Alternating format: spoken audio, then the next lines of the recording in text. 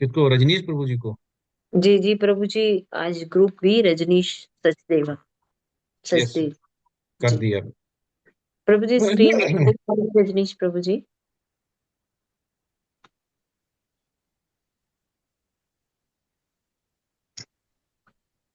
जी प्रभु हरे कृष्णा प्रभु जी, माता जी, हरे कृष्णा, सभी को दंडवत प्रणाम। जी। ओम नमो भगवते वासुदेवाय से स्टार्ट ये कीजिएगा। ओम नमो भगवते वासुदेवाय, ओम नमो भगवते वासुदेवाय, ओम नमो भगवते वासुदेवाय। लेवल 4 ग्रुप बी की तरफ से आप सभी का स्वागत है। तो सबसे प्रथम जो प्रेजेंटेशन है हमारे ग्रुप की, डॉक्टर रजनीश प्रभु करेंगे। हरे कृष्णा प्रभु जी, अपनी प्रेजेंटेशन प्रारंभ करें। हरे कृष्णा। हरे कृष्णा सभी को। ग्रुप बी की 11वीं प्रस्तुति में जो प्रश्न मुझे दिया गया है वो इस प्रकार है। जो भक्त कृष्ण के साथ एक पारलौकिक संबंध में सही ढंग से स्थित हैं, वे प्रेम पूर्ण विशेषताओं से आकर्षित होते हैं, न कि ईश्वर वहीन ऐश्वर्य के प्रदर्शन से। इस कथन को भगवत गीता के अध्याय 11 के संदर्भ में समझाइए। अध्याय 11 के संदर्भ में और 8वें श्लोक के श्रील प्रभुपाद के तात्पर्य के संदर्भ में मैंने अपनी प्रस्तुति को दो भागों में बांटा है। तो सबसे पहले हम दिव्य दृष्टि जो अर्जुन को दी भगवान ने, कृष्ण ने, और विराट रूप दिखाया। तो भगवान कृष्ण ने अर्जुन को अलौकिक विराट रूप देखने के लिए दिव्य दृष्टि प्रदान की। वो भौतिक संसार के लिए और हम बद्ध प्राणियों के लिए दी, उनको ऐश्वर्य दिखाने के लिए। और इस विराट रूप की महिमा की अगर बात करें तो यह विराट रूप जो है ये श्री कृष्ण के अनंत ऐश्वर्य और शक्ति का प्रदर्शन है, जो भौतिक संसार के लिए और हम बद्ध प्राणियों के लिए है। लेकिन जो शुद्ध भक्त हैं वो पारलौकिक प्रेम, और जो गोपी गोपिकाएं हैं, जो अर्जुन जैसे भक्त हैं, जो सखा हैं, वे भक्त भगवान के प्रेम पूर्ण रूप और लीलाओं को इस विराट रूप के ऐश्वर्य के प्रदर्शन से हमेशा ही अधिक प्राथमिकता देते हैं। और अगर इस प्रदर्शन की बात करें तो ये केवल संसारिक दृष्टि के रूप में और ज्ञान को संतोष, जो नॉलेज है कि लोगों को नॉलेज मिले, संतोष मिले कि भगवान के पास शक्ति है, इसी के लिए है, प्रदर्शन इसलिए किया गया। और अगर हम कृष्ण धाम में जाना है और कृष्ण को समझना है तो उसके लिए पारलौकिक प्रेम और अनन्य भक्ति योग वही एक रास्ता है। सच्चा ज्ञान हमें केवल अनन्य भक्ति योग से ही प्राप्त होता है। और श्रील प्रभुपाद अपने जो 8वां श्लोक है उसके तात्पर्य में भी यही कहते हैं कि यह विराट रूप जो है यह भगवान की व्यापकता और ब्रह्मांडीय प्रकृति को दर्शाता है। और जो अर्जुन जैसे भक्त हैं, जो गोपी गोपिकाएं हैं, जो सखा हैं, जो ग्वाल बाल हैं, जो गायें हैं, जो बछड़े हैं, ये भक्त उनकी लीलाओं और उनके प्रेममय गुणों को और उनके द्विभुज रूप को अधिक आकर्षक मानते हैं। जो गोपी गोपिकाओं का निष्कपट प्रेम है, जो ग्वाल बाल सखाओं का निष्कपट प्रेम है, जो यशोदा का निष्कपट प्रेम है, वह उस विराट रूप के ऐश्वर्य से कहीं अधिक महत्वपूर्ण है। और यह जो भक्ति है और ये पारलौकिक प्रेम है, जो द्विभुज रूप में हम भगवान के साथ अपनी जो पारलौकिक प्रेम रखते हैं, वही भक्ति है और वही हमें कृष्ण के वास्तविक रूप तक, कृष्ण धाम तक ले जाती है। और शुद्ध भक्तों का जो ये प्रेम है और जो स्नेह है, ये हमेशा ही हमेशा शुद्ध भक्तों को हमेशा अधिक संतोष प्रदान करते हैं। इसी के साथ ही मैं अपनी प्रस्तुति को विराम देता हूं और आगे की प्रस्तुति के लिए मैं रेशमा माता जी को निमंत्रण देता हूं। अगर कोई त्रुटि रहेगी तो क्षमा प्रार्थना। सादर प्रणाम सभी। धन्यवाद प्रभु जी। हरे कृष्ण। सादर प्रणाम सभी को। मेरा प्रश्न है, कृष्ण के साधन बनने के अपने अनुभव पर भगवत गीता अध्याय 11 श्लोक क्रमांक 34 छंदों और तात्पर्यों के संदर्भ में चर्चा कीजिए। भगवत गीता अध्याय 11 में और श्लोक क्रमांक 33-34 में भगवान कृष्ण अर्जुन को युक्त भूमि पर अपने कर्म और कर्तव्यों का पालन करने के लिए प्रेरित करते हैं। ये छंद एक गहरे दार्शनिक अर्थ को दर्शाता है कि मनुष्य को अपने कर्मों का साधन बनना चाहिए। उसे अपने व्यक्तिगत अहंकार को त्याग कर ईश्वर के आदेशों का पालन करना चाहिए। यहाँ पे भगवान श्री कृष्ण अर्जुन को आश्वासन देते हैं कि उन्होंने पहले ही अपने दिव्य शक्ति से जो प्रमुख योद्धा है युद्ध भूमि पर उनको मार दिया है। तो वो सिर्फ एक निमित्त मात्र है, उनको उठकर सिर्फ युद्ध करना है, अपने कर्तव्य का पालन करना है। इसका मतलब यह है कि मानव को अपने कर्मों को और कर्तव्य का पालन करने की कोशिश करनी है, अपने अहंकार को और स्वार्थ को त्याग कर ईश्वर की मर्जी समझकर अपने कर्तव्यों का पालन करना चाहिए। भगवान श्री कृष्ण आगे ये भी कहते हैं कि अर्जुन यहाँ पे सिर्फ निमित्त मात्र है, उनकी विजय पहले से निश्चित हो गई है। इस दृष्टिकोण से अर्जुन अर्जुन को केवल ईश्वर की योजना को निष्पादित करने का साधन बनना आवश्यक है। यह छंदों में यह भी सिखाया जाता है, हमें व्यक्तिगत अहंकार और स्वार्थ को त्याग कर ईश्वर के मार्गदर्शन का पालन करना चाहिए। अपने कर्तव्य और कर्मों के ईश्वर के आदेश के अनुसार अगर हम यह करते हैं तो हम महान उद्देश्य की प्राप्ति कर सकते हैं। यह दृष्टिकोण हमें जीवन के विभिन्न पहलुओं के में एक गहरी समझ और शांति प्राप्त करने की मदद करता है। इस प्रकार कृष्ण के साधन बनने का अनुभव यह सिखाता है कि हमें अपने ईश्वर के मार्गदर्शन के अनुसार करने पर अपने लक्ष्य की प्राप्ति कर सकते हैं। हरे कृष्णा। त्रुटियों को यहाँ पर मैं क्षमा चाहती हूँ और आगे मैं पुण्यवती माता जी से आमंत्रण करती हूँ कि वो प्रेजेंटेशन जारी रखे। हरे कृष्णा। हरे कृष्णा। धन्यवाद माता जी। हरे कृष्णा सभी भक्तों को। मुझे जो आज प्रश्न मिला है वो है परमेश्वर की योजना के बारे में। भगवत गीता के अध्याय 11 के श्लोका नंबर 32 से 36 के छंदों और तात्पर्यों के से प्राप्त सिद्धांतों को संक्षेप में बताएं और अपने जीवन के साथ साथ सामान्य रूप से मानवता के लिए इन सिद्धांतों की प्रासंगिकता पर चर्चा करें। तो पहले हम जानेंगे कि श्लोका नंबर 32। यहाँ पे श्री कृष्ण जो है कहते हैं कि वे ही काल हैं जो सबको नष्ट करते हैं। परमेश्वर की योजना अपरिहार्य है, वो जो निश्चित है, जो करते हैं उसको, जो काल निश्चित कर देता है उसको कोई भी अटल है, उसको कोई बदल नहीं सकता। आगे आता है श्लोका नंबर 33 में, जिसमें कि श्री कृष्ण अर्जुन को निमित्त मात्र बनाकर कार्य करने की सलाह देते हैं और कहते हैं कि जैसा मैं कह रहा हूँ आपको युद्ध करना है। तो इसी प्रकार से मनुष्य को भी अपने कर्म करने चाहिए, फल की चिंता नहीं करनी चाहिए। युद्ध में अर्जुन का क्या परिणाम होगा, उन्होंने कहा कि आप युद्ध करो, युद्ध के फल की चिंता मत करो। तो इस प्रकार से भगवान जो है वो निमित्त मात्र बनाकर जो है अपने आदेशों को और अपने उपदेशों को पूरा करते हैं। श्लोका नंबर 34 में बताते हैं कि शत्रुओं का नाश पहले से ही तय है, चाहे अर्जुन युद्ध करे या ना करे। और लेकिन वो उनका प्रिय भक्त और प्रिय मित्र होने और प्रिय सखा होने के कारण जो है वो उस सारा श्रेय अर्जुन को देना चाहते हैं। इसीलिए कहते हैं कि मेरे आदेशों का पालन करो, धर्म की स्थापना करो, धर्म जैसा कहता है अपने कर्तव्यों का पालन करो। श्लोका नंबर 36 में बताते हैं कि अर्जुन जो है वो पूर्ण रूप से मान चुका है कि कृष्ण ही भगवान है और कृष्ण की महिमा को वो स्वीकार कर चुका है। इसीलिए उसने जो है कृष्ण जो है ईश्वर को समर्पण कर दिया है और जो भक्ति योग है जो सभी के लिए आवश्यक है उसको भी अर्जुन ने स्वीकार कर लिया है। इससे जो है हमारी मानवता के लिए क्या हमारे लिए होती है सिद्धांत, तो उस पे हम चर्चा करेंगे, जिसमें है कि पहले श्लोका नंबर 32 से हमें पता चलता है कि कठिन समय में हमें धैर्य रखना चाहिए, ईश्वर पर विश्वास बनाए रखना चाहिए। ईश्वर जो भी करते हैं वो हमारे कल्याण के लिए ही करते हैं और हमारे कर्मों के अनुसार ही हमें फल देते हैं। आगे श्लोका नंबर जो है 33 में भी बताया जाता है कि कर्तव्यों को अहंकार रहित होकर ही पूरा करना चाहिए। अगर अहंकार रहेगा तो भक्ति में भी हम आगे बढ़ नहीं पाएंगे और आगे जो है किसी भी प्रकार से हम कार्य को नहीं कर पाएंगे। सही मार्ग पर चलकर ही समाज में हम शांति बनाए रख सकते हैं। ये श्लोका नंबर 34 से पता चलता है हमको कि अगर हम सही मार्ग पर है, भक्ति के मार्ग पे, आध्यात्मिकता के मार्ग पे है, तो ही हम इस समाज में शांति और सद्भावना की स्थापना कर सकते हैं।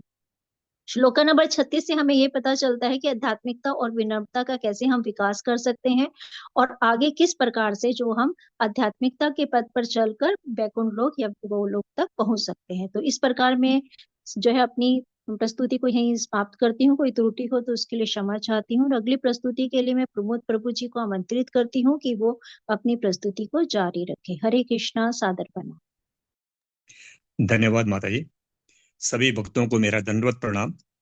मुझे जो प्रश्न दिया गया है भगवत गीता अध्याय 11 35 से 46 श्लोकों के छंदों और तात्पर्यों के संदर्भ में अर्जुन की प्रार्थनाओं से दार्शनिक महत्व के कम से कम 3 बिंदु पर चर्चा करें।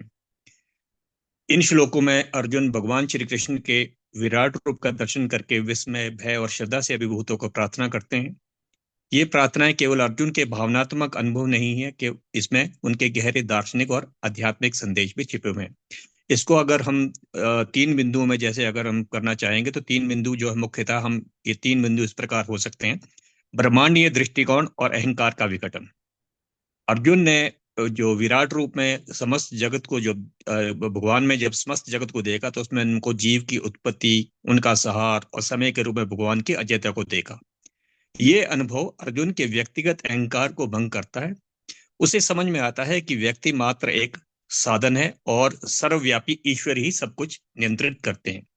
कहने का तात्पर्य यह है कि यह श्लोक हमें बताता है कि इस अहंकार छोड़कर ब्रह्मांडीय दृष्टिकोण में अपने स्थान और कर्तव्य को देखना चाहिए। दूसरा जो है बिंदु आएगा भक्ति और समर्पण का आदर्श। 44वें श्लोक में अर्जुन जो है भगवान से क्षमा मांगते हैं और स्वीकार करते हैं कि उन्होंने श्री कृष्ण को मित्र मानकर उनसे कभी कभी अनुचित व्यवहार भी किया था। जैसे वो कभी हे सखा, हे यादव से नाम से उनको संबोधित करते थे। अर्जुन का यह भाव व्यक्त करता है कि सच्ची भक्ति में अपने दोषों को स्वीकार करना और अपने आप को पूरी तरह ईश्वर को समर्पित करना आवश्यक है। कहने का तात्पर्य है कि आत्मसमर्पण भक्ति का चरम रूप है, जिसमें भक्त और भगवान के बीच कोई दूरी नहीं रहती। तीसरा बिंदु जो है इसमें हम कह सकते हैं समय और मृत्यु का दर्शन। विराट रूप में भगवान काल के रूप में देखकर अर्जुन को यह बोध होता है कि संहार और निर्माण दोनों ईश्वर के नियंत्रण में है। अर्जुन का भय और विस्मय यह दिखाता है कि मृत्यु एक अनिवार्य सत्य है जिसे समझने का जीवन का महत्व बढ़ता है। तात्पर्य यही है कि मृत्यु का दर्शन हमें यह सिखाता है कि जीवन अस्थायी है और इसे धर्म और कर्तव्य के मार्ग पर चलकर सार्थक बनाना चाहिए। इसका सारांश है कि अर्जुन की प्रार्थनाएं हमें यह सिखाती हैं कि भगवान के विराट स्वरूप का अनुभव व्यक्ति के अहंकार को भंग करके उसे समर्पण और धर्म के मार्ग पर अग्रसर करता है। यह दार्शनिक दृष्टि से मानव जीवन, ब्रह्मांड और ईश्वर के बीच संबंध को समझने में सहायक सिद्ध होता है। इसी के साथ मैं अपनी प्रस्तुति को यहीं विराम देता हूँ। मुझसे त्रुटि कोई हो गई हो तो उससे क्षमा प्रार्थी हूँ। आगे की प्रस्तुति के लिए मैं त्रिलोकीनाथ मिश्रा प्रभु जी से आग्रह करूंगा कि वे अपनी प्रस्तुति को प्रारंभ करें। हरे कृष्ण। हरे कृष्णा सभी को।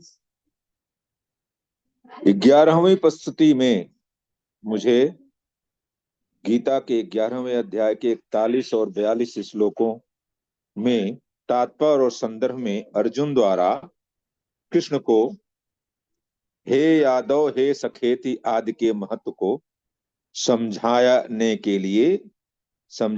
का एक प्रश्न दिया गया है, जिसका उत्तर निम्नवत है, बिंदवार है। पहले हम इसको लेते हैं कि शब्दों का महत्व और संदर्भ जो क्रमशः 3 बिंदुओं पर है और तीनों बिंदुओं को हमें देखना है। पहला है हे कृष्ण।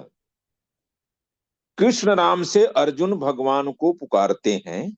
यह नाम श्री कृष्ण के प्रेम पूर्ण और मानवीय स्वरूप को दर्शाता है, जो गोकुल और वृंदावन के प्यारे गोपाल थे। यह नाम उस समय के उनके मित्रवत व्यवहार को दर्शाता है। हे यादव। यादव शब्द श्री कृष्ण के वंश को इंगित करता है। यद्यपि श्री कृष्ण यदुवंशी हैं और देवकी के गर्भ से आए हैं और वह यदुवंशी क्षत्रिय थे, लेकिन वात्सल्य इनका गोकुल में अहिर और ग्वालों के बीच में पला, इसलिए इनको यादव के रूप में भी संबोधन होता है। अर्जुन इस शब्द का प्रयोग करके अपने मित्र और परिजन के रूप में भगवान कृष्ण को संबोधित करते हैं। तीसरा है महत्वपूर्ण है हे सखे। सखा मतलब स खेलत स खादती स सखा। सखा शब्द का अर्थ है मित्र, और अर्जुन श्री कृष्ण की मित्रता बचपन से थी और वह अत्यंत घनिष्ठ थे। अर्जुन यहाँ स्वीकार करते हैं कि उन्होंने श्री कृष्ण को अपने मित्र के रूप में देखा और उनके विराट रूप जानने से पहले उनके साथ साधारण मित्रवत व्यवहार किया। अब अगला बिंदु आता है कि भावार्थ और विनम्रता। मित्रवत व्यवहार। अर्जुन अपने पूर्व के व्यवहार को याद करते हुए पश्चाताप कर रहे हैं। वे स्वीकारते हैं कि अज्ञानता और प्रेमवश उन्होंने श्री कृष्ण को मित्रवत मानकर कई बार साधारण शब्दों से पुकारा। दूसरा, महिमा की अज्ञानता। अर्जुन अब श्री कृष्ण के विराट स्वरूप और दिव्यता को जान चुके हैं।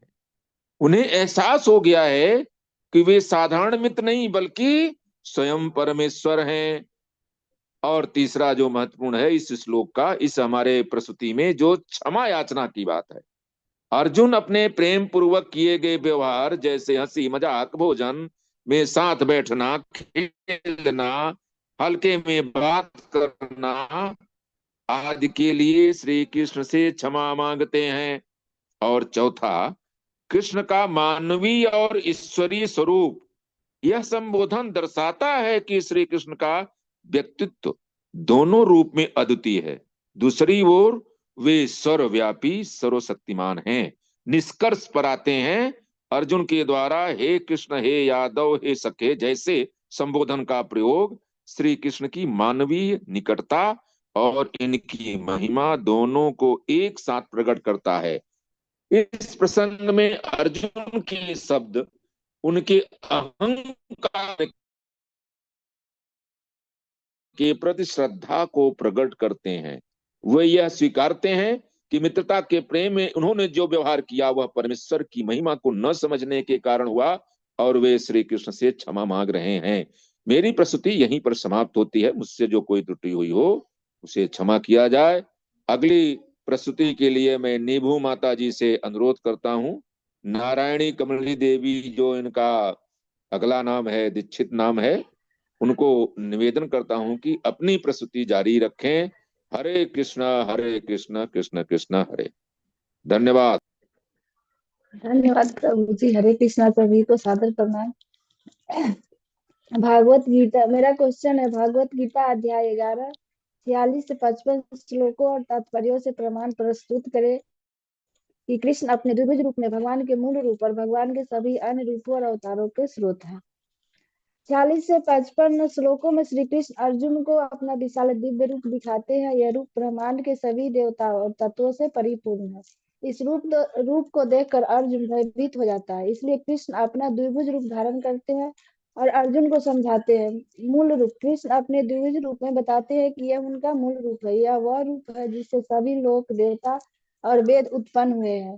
सभी रूपों का स्रोत, कृष्ण कहते हैं कि वे सभी रूपों का कारण है। सभी देवता और अवतार उनके अंश मात्र है। अनादि और अनंत, कृष्ण स्वयं को अनादि और अनंत बताते हैं। उनका न कोई आदि है और न ही कोई अंत है। जैसे ब्रह्म संगीता में कहा गया है, ईश्वर परम कृष्ण सच्चिदानंद विग्रह, अनादि आदि गोविंद सर्व कारण कारण। भागवत गीता के इन श्लोकों से स्पष्ट होता है कि कृष्ण अपने द्विभुज रूप में भगवान का मूल रूप है और सभी अन्य रूपों और अवतारों के स्रोत है। यह रूप ब्रह्मांड की सृष्टि, पालन और संहार का कारण है। भागवत गीता के विभिन्न श्लोक और अध्याय कृष्ण के विभिन्न रूपों और लीलाओं का वर्णन करते हैं। कृष्ण का द्विभुज रूप उनके दिव्य रूप का एक अंश है। कृष्ण के विभिन्न रूपों का उद्देश्य भक्तों को उनकी दिव्यता और शक्ति का अनुभव कराना है। हरे कृष्णा। यहाँ पर मैं विराम लेती हूँ। अगर मुझसे कोई त्रुटि हुई उसे क्षमा करे। आगे मैं अनीता माता जी से आग्रह करूंगी अपना प्रस्तुति जारी रखे। हरे कृष्णा।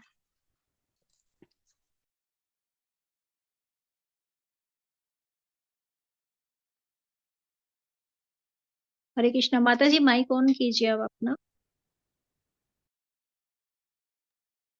हरे कृष्णा प्रभु जी, दंडवत प्रणाम, पंचांग प्रणाम प्रभु जी। मैं गीता का अध्याय 11 का 55वां श्लोक प्रस्तुत कर रही हूँ। व्यक्तिगत अनुप्रयोग के लिए प्रासंगिक बिंदुओं पर अपने शब्द को। मुख्य बिंदु है भक्ति योग का अभ्यास। श्री कृष्ण तक पहुंचने का एकमात्र तरीका भक्ति योग है, जिसमें निस्वार्थ प्रेम से एकमात्र और सेवा शामिल है। भक्त फल की इच्छाओं का त्याग, कर्म करते समय फल को इच्छाओं को मुक्त होकर सेवा करना आवश्यक है। यही निस्वार्थता और शुद्ध भक्ति का मार्ग प्रशस्त करती है। कृष्ण के प्रति शरणागति होना, मन, वचन और कर्म से कृष्ण के प्रति समर्पण होना चाहिए। यह भगवान से जुड़ने का एक सर्वोत्तम मार्ग है। सर्वोच्च लक्ष्य की प्राप्ति, जीवन का उद्देश्य भगवान को प्रसन्न करना और उनकी सेवा करना है, न कि स्वार्थ सिद्धि। कृष्ण को समझने की योग्यता केवल भक्ति और समर्पण के माध्यम से व्यक्ति को भगवान से श्री कृष्ण के दिव्य स्वरूप को और महिमा को समझा जा सकता है। श्रील प्रभुपाद के द्वारा निष्कर्ष। श्रील प्रभुपाद के अनुसार भक्ति योग निस्वार्थ सेवा और समर्पण से ही व्यक्ति को कृष्ण के समझ सकता है और मुक्ति प्राप्त कर सकता है। मैं अपनी वाणी को ही विराम देना चाहती हूँ। हरे कृष्णा प्रभु जी। सुधाकर प्रभु जी, आपको बहुत बहुत दंडवत प्रणाम प्रभु जी। आपको जैसे मुझे जो मेरे अंदर भय था वो सिद्ध हो गया प्रभु जी, बहुत बहुत धन्यवाद। हरे कृष्ण। वैष्णव मंत्र। वैष्णव प्रणाम मंत्र बोल दीजिए माता जी। अच्छा माता जी। वाञ्छा कल्पतरुभ्यश्च कृपा सिंधु एव च पतितानां पावनेभ्यो वैष्णवे नमो नमो। हरे कृष्णा कृष्णा कृष्णा हरे हरे, हरे राम राम राम हरे हरे। हरे कृष्णा प्रभु जी, दंडवत प्रणाम। हरे कृष्णा। सभी को बहुत बहुत धन्यवाद। पहले से अगर देखेंगे तो प्रेजेंटेशन बहुत अच्छी हो गई है, और जो प्रेजेंटेशन का तात्पर्य है, सार है, या क्वेश्चन का आंसर बिल्कुल पॉइंट टू पॉइंट है। किसी का आवाज आ रही है तो प्लीज वो कर लें। तो यही हमारा क्या होता है कि जो हमने पहले बोला कि तटस्थ जो लक्षण है वो कैसे कन्वर्ट होते हैं स्वरूप लक्षण में, और ये दोनों ही पैरेलल चलते हैं हमारे बॉडी में, जो शरीर है। लेकिन इसका आचार्य लोग क्या बोलते हैं, जो अभी हमने 11 चैप्टर देखा है, अगर हम ये देखें, इसी से प्रश्न आता है कि भगवान जो हैं वो अर्जुन के साथ वो लीला कर रहे हैं जो लीला कलयुग के लिए थी, लेकिन अर्जुन उसका माध्यम था, निमित्त मात्र बना। अब ये बात आती है कि इसी चैप्टर से समझें, तो प्रश्न मेरा ये है कि हमारी कर्मेंद्रियां हैं, तो इस कर्मेंद्रियां के विषय वस्तु को समझते हुए, वो विषय कर्मेंद्रियां कितनी है और विषय वस्तु क्या है, अब वो उससे हम गीता के चैप्टर 13 के माध्यम से वो विषय वस्तु कैसे समझते हैं, पहला प्रश्न। इसी से दूसरा प्रश्न है कि ये शरीर का जो हमें मिला हुआ है, इस शरीर का रोल क्या है, इसका उपयोग क्या, प्रयोग क्या है। चैप्टर जो आपने 11 बताया, इसके माध्यम से जो कर्मेंद्रियां हैं उनके जो विषय वस्तु हैं उसमें शरीर का रोल क्या है, इस इसमें शरीर का रोल अगर बता पाएंगे तो विषय वस्तु बता पाएंगे, विषय वस्तु बता पाएंगे तो कर्मेंद्रियों से जुड़े हुए, तभी इस चैप्टर का क्लियरिटी आएगी कि हम इसको कैसे समझ सकते हैं। ये प्रश्न है।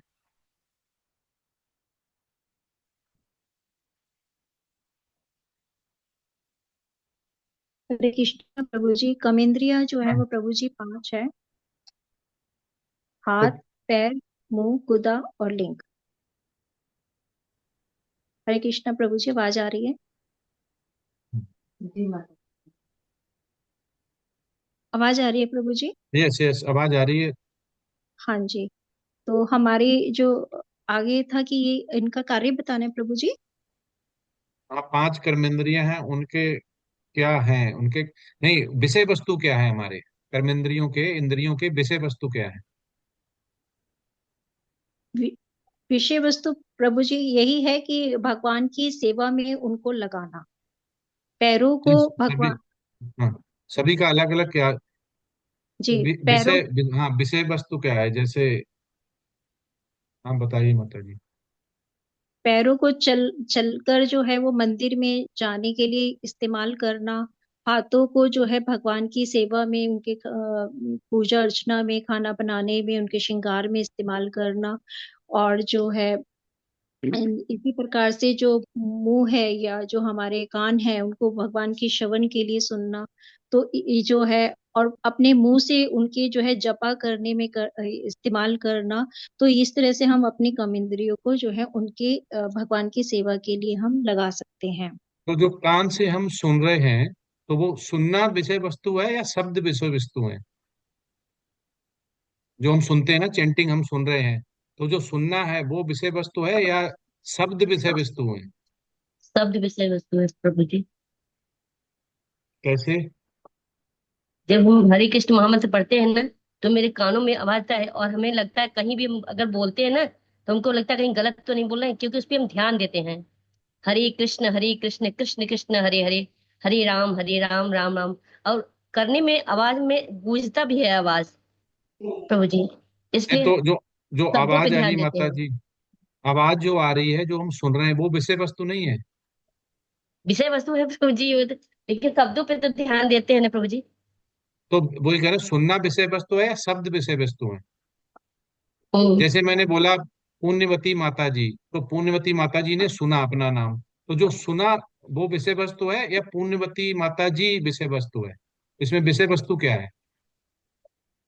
नहीं प्रभु जी, तो हम गलत बोले प्रभु जी, तो सुनना है विषय वस्तु। जी माता जी ने बताया सुनना विषय वस्तु है। जब और हमको कौन कोई पुकार बताएगा। नहीं सुनेंगे तो विषय, कैसे होगा। हरे कृष्णा प्रभु जी, विषय वस्तु जो है, जिस चीज को आप बता रहे हैं, आप जो बताओगे वही हम सुन रहे हैं। विषय वस्तु वो है, हम्म। हम सुन रहे हैं। हम्म। हरे कृष्णा प्रभु। हरे कृष्ण। प्रभु जी ने बताया जो बताया जो सुना वो विषय वस्तु है। मेरा फिर प्रश्न यही है कि सुनना विषय वस्तु है, शब्द विषय वस्तु है। शब्द विषय वस्तु है। प्रभु जी प्रभु आवाज जी नहीं आ रही है सुनना, आपकी। प्रभु जी सुनना विषय वस्तु है। प्रभु जी शब्द है। हरे कृष्ण। सुनना उसका उसका मान ग्रहण कर रहे हैं।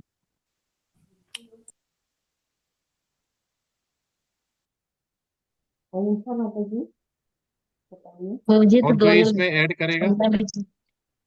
कितनी कंफ्यूजन है देखिए आप, भगवत गीता खत्म होने लेवल 1 हो गया, लेवल 2, लेवल 3, लेवल 4 जी में आगे प्रभु हरे जी भक्ति कृष्णा सही साधन प्रभु कर जी, रहे हैं। प्रभु जी हाँ कुछ यस प्रभु कोशिश जी। करें। हाँ हाँ यस जी यस। प्रभु जी, जो शब्द है वह विषय वस्तु है, क्योंकि वह किसी चीज का नाम है। तो यहाँ पर हमारे लिए वह नाम जो भगवान कृष्ण का है, तो जो नाम होता है वही विषय वस्तु होता है। और कहीं भी जो सुनना है वह उसका कर्म होता है, उस इंद्रिय का, इंद्र के द्वारा किया जाने वाला कर्म। जी प्रभु जी, प्रभु जी ने सही बोला है कि हमारे पास जैसे जो चीज आ रही है, जो अडॉप्ट कर रहे हैं हम, जो शरीर में ले रहे हैं जिससे हमारी प्रगति हो रही है, जो चीज हमें आगे ले जा रही भक्ति में, वो चीज सुनना जो है, वो सुनना तो भौतिक भी सुनना होगा और आध्यात्मिक सुनना। सुनना एक क्रिया है जो कि हमें ध्वनि सुनाई दे रही है, लेकिन हम जो शब्द हैं, भगवान के जो शब्द हैं या भौतिक शब्द हैं, कुछ भी जो शब्द हमारे कान के द्वारा हम ग्रहण कर रहे हैं वो एक्चुअली विषय वस्तु है। क्योंकि उसमें विषय जुड़ा हुआ है। विषय क्या होता है, जिसका कोई नाम होता है। जैसे हरे है, हरे नाम है तो वो एक विषय है। जो सुन रहे हैं वो विषय नहीं है, क्योंकि सुनना है वो विषय नहीं है, वो क्रिया है। क्योंकि हम किसके माध्यम से सुन रहे हैं, हम माध्यम सुन रहे हैं, कोई हमें सुना रहा है या हम खुद बोल रहे हैं। तो जो शब्द हैं वो विषय वस्तु हैं। तो ऐसे ही हम आंख से देख रहे हैं, देखना क्रिया हो गया। क्या देख रहे हैं, सामने जो चीज दे रहे हैं, अर्च विग्रह देख रहे हैं। तो जो देखना हो गया, अर्च विग्रह देख रहे हैं, जो अर्च विग्रह सामने है वो हमारा विषय हो गया। तो जो चीज हम हमेशा के लिए लेते हैं, उससे सीखते हैं, अडॉप्ट करते हैं, वो ही होता है हमारे लिए विषय वस्तु। तो इसमें विषय वस्तु जितना ज्यादा हम ग्रहण करेंगे, जितना ज्यादा इंद्रियों को हम विषय वस्तु में लगाएंगे, उतना ही हमारा जो रिफाइनमेंट है या प्योरिटी है या सतोगुण है वो हमारा बढ़ता जाएगा। हरे कृष्णा। तो ये जरूर समझना, इसमें बहुत ज्यादा चैप्टर जब पढ़ें तो उसके एक एक तात्पर्य, एक एक शब्द को जरूर पढ़ें। उससे क्योंकि हम डेली कुछ ना कुछ ऐसा नया सीखें जो हमारी भक्ति में हमें आगे बढ़ाए। और हमें हम, हमारा प्रश्न जैसे अभी और प्रेजेंटेशन आएगा तो लास्ट में डिस्कस करेंगे इसी चैप्टर 11-12 से, जो ज्यादातर आचार्य लोग पूछते हैं, करते हैं, जिसमें बहुत ज्यादा कंफ्यूजन रहती है, वो करेंगे। अगली प्रेजेंटेशन चालू करते हैं, फिर लास्ट में क्वेश्चन आंसर प्रभु करेंगे। जी इसको ऐसे भी समझेंगे क्या कि ये जो एक है कि जीव स्वरूप है नित्य कृष्ण दास, जो कि हाँ ये जीव भी को माता सब जी। कुछ भगवान से ही हम सुने समझे या सब कुछ भगवान के लिए यूज करे। हाँ माता जी, भगवान को सेंटर में रख के सब कुछ करेंगे तो वो हमारे लिए भगवत भक्ति का एक जो प्रेमा भक्ति है उसमें एक विषय वस्तु आ जाता है कि सब कुछ अब सब कुछ में इंद्रियां भगवान में, जैसे अम्बरीश महाराज थे वो सब कुछ ही लगते, तो अम्बरीश महाराज के सारे विषय वस्तु थे वो सारे स्वरूप लक्षण में थे। तो हमारा जो, हम भगवान को सेंटर में रखते हैं तो हमारा स्वरूप लक्षण होता है, भगवान को सेंटर में नहीं रखते हैं तो हमारा तत्क्षण जो तटस्थता लक्षण होता है। ये माता जी, तो माता जी ने सही बोला कि जो सब कुछ करते हैं भगवान के लिए, सब कुछ इंद्रियां, जो भी कर्म इंद्रियां भगवान की ही लीला सुन रहे हैं, भगवान को ही देख रहे हैं, भगवान की ही सेवा कर रहे हैं, सब कुछ इंद्रियां हम उनमें ही लगा रहे हैं, तो सेंटर तो हमारे स्वरूप लक्षण हमारा बढ़ता है। और अगर हम कुछ देर हट गए अपने भगवान से और हमने उसमें टीवी देखी, कुछ भौतिक पढ़ा जो भगवान से संबंध नहीं, तो वो तटस्थ लक्षण में आएगा। तो जितना तटस्थ लक्षण कम होगा उतना ही स्वरूप लक्षण हमारा बढ़ेगा। स्वरूप होता है जिसमें कि स्व रूप, हम अपने को जानते हैं और भगवान को जानते हैं कि आत्मा क्या है, शरीर क्या है, और भगवान की प्रेमा भक्ति को कैसे बढ़ाना है, उन्हें कैसे खुश करना है। हरे कृष्णा। तो अगली प्रेजेंटेशन लेते हैं। जी जी प्रभु जी, गंध, स्वाद, रूप, स्पर्श, ध्वनि सब ये कृष्णा आएंगे हाँ इस। प्रभु, सब, हाँ यस सरल यस। भाषा में प्रभु जी कह सकते हैं कि जैसे जिह्वा है इंद्रिय और विषय है रसगुल्ला, कि जब हम हाँ यस रसगुल्ले यस। की तृप्ति लेते हैं तो इंद्रिय विषय बन गया, आंखों को यस हम यस। चाहना देखते हैं इंद्रिय विषय बन गया, तो हाँ इंद्रिय विषय बिल्कुल, में छोड़ के। जी प्रभु बिल्कुल जी। सही प्रभु जी। कुछ ग्रहण किया ना, जो ग्रहण किया, जो हाँ लिया हमने, वो ही रहेगा। उसका जो रसगुल्ला खाया तो वो विषय हो गया, जो खाना है वो विषय नहीं है। जी जी कि जी। वो तो और खाना तो बहुत सारी चीजें खाते, तो खाते क्रिया हो गई, लेकिन जो चीज खाई जो हमारे शरीर को गई, हमारे आत्मा को तृप्ति हुई, हमारा मन प्रसन्न हुआ, हमें सुख हुआ, प्रेमा भक्ति बढ़ी, तो प्रभु जी ने बिल्कुल सही उदाहरण बताया कि तो जो जो ले रहे हैं आनंद जिह्वा वो। के लिए रसगुल्ला हो गया, प्रसादम पाया, आनंद आया भगवान के लिए, तो जो प्रसादम है वो विषय वस्तु है। प्रसादम पाना जो है, पाया शब्द है, खाना है, खाया, वो विषय वस्तु नहीं है। ठीक है, हरे कृष्ण। ग्रुप प्रभु जी सी, आप प्लीज। जी जी, बोलिए माता जी। प्रभु जी आपने जो थोड़ा सा क्वेश्चन बीच में थोड़ा वो माता जी बता रही थी, मैं बताती हूँ ताकि माता जी बताने लग गई, लेकिन आंसर पता होते हैं, लेकिन थोड़ा सा आप प्रभु जी थोड़ा कंफ्यूज कर देते हो ना, तो लगता है कि पता नहीं ये आंसर है या नहीं है, तो इसलिए थोड़ा सा यही तो है कि देखो, कंफ्यूजन अगर अभी आप विचलित हो जा रहे हैं, इसके मतलब हमें प्योर उसका अभी नॉलेज नहीं है। तो इसीलिए बोलते हैं कि ज्ञान और विज्ञान, हमें ज्ञान है, ये जो माता जी बोल रही थी, अनीता माता जी, वो ज्ञान है, और वो विचलित हो रही हैं, वो विज्ञान पता नहीं है उन्हें। जी ज्ञान कर वो तो रहे नहीं हम। प्रभु जी, आपने जैसे एकदम से पूछा ना तो वो भी कंफ्यूज भी हो गई कि, या मैं भी थोड़ा सोच रही थी कि क्या बोलूं, क्योंकि आपने देखो कहा अर्जुन आवाज है या अर्जुन वो है। देखो, अर्जुन कंफ्यूज नहीं होता था, ठीक है, तो जी इसके मतलब उसको विज्ञान पता था, उसको प्रैक्टिकल पता था। अब हम किचन में गए, माताएं किचन में जाती हैं, उन्हें ज्ञान है कि ये सब्जी ऐसे बनेगी, लेकिन सब कुछ डालने के बाद जब वो चखती हैं तो वो चख के पता चलता है कि अगली बार नमक इतना ज्यादा हो गया, कम पड़ेगा, वो विज्ञान है। तो जी कंफ्यूजन क्या है? कंफ्यूजन ये है कि उसका हमें ज्ञान तो है, लेकिन उसका रिजल्ट नहीं पता क्या होगा। तो जी इसलिए हमें हमेशा ही, जब हम प्रैक्टिकल नहीं करेंगे, ये क्या सारा चीज जो हमारा लेवल 4 हो रहा है, ये क्या है? ये विज्ञान है, ये ज्ञान नहीं है।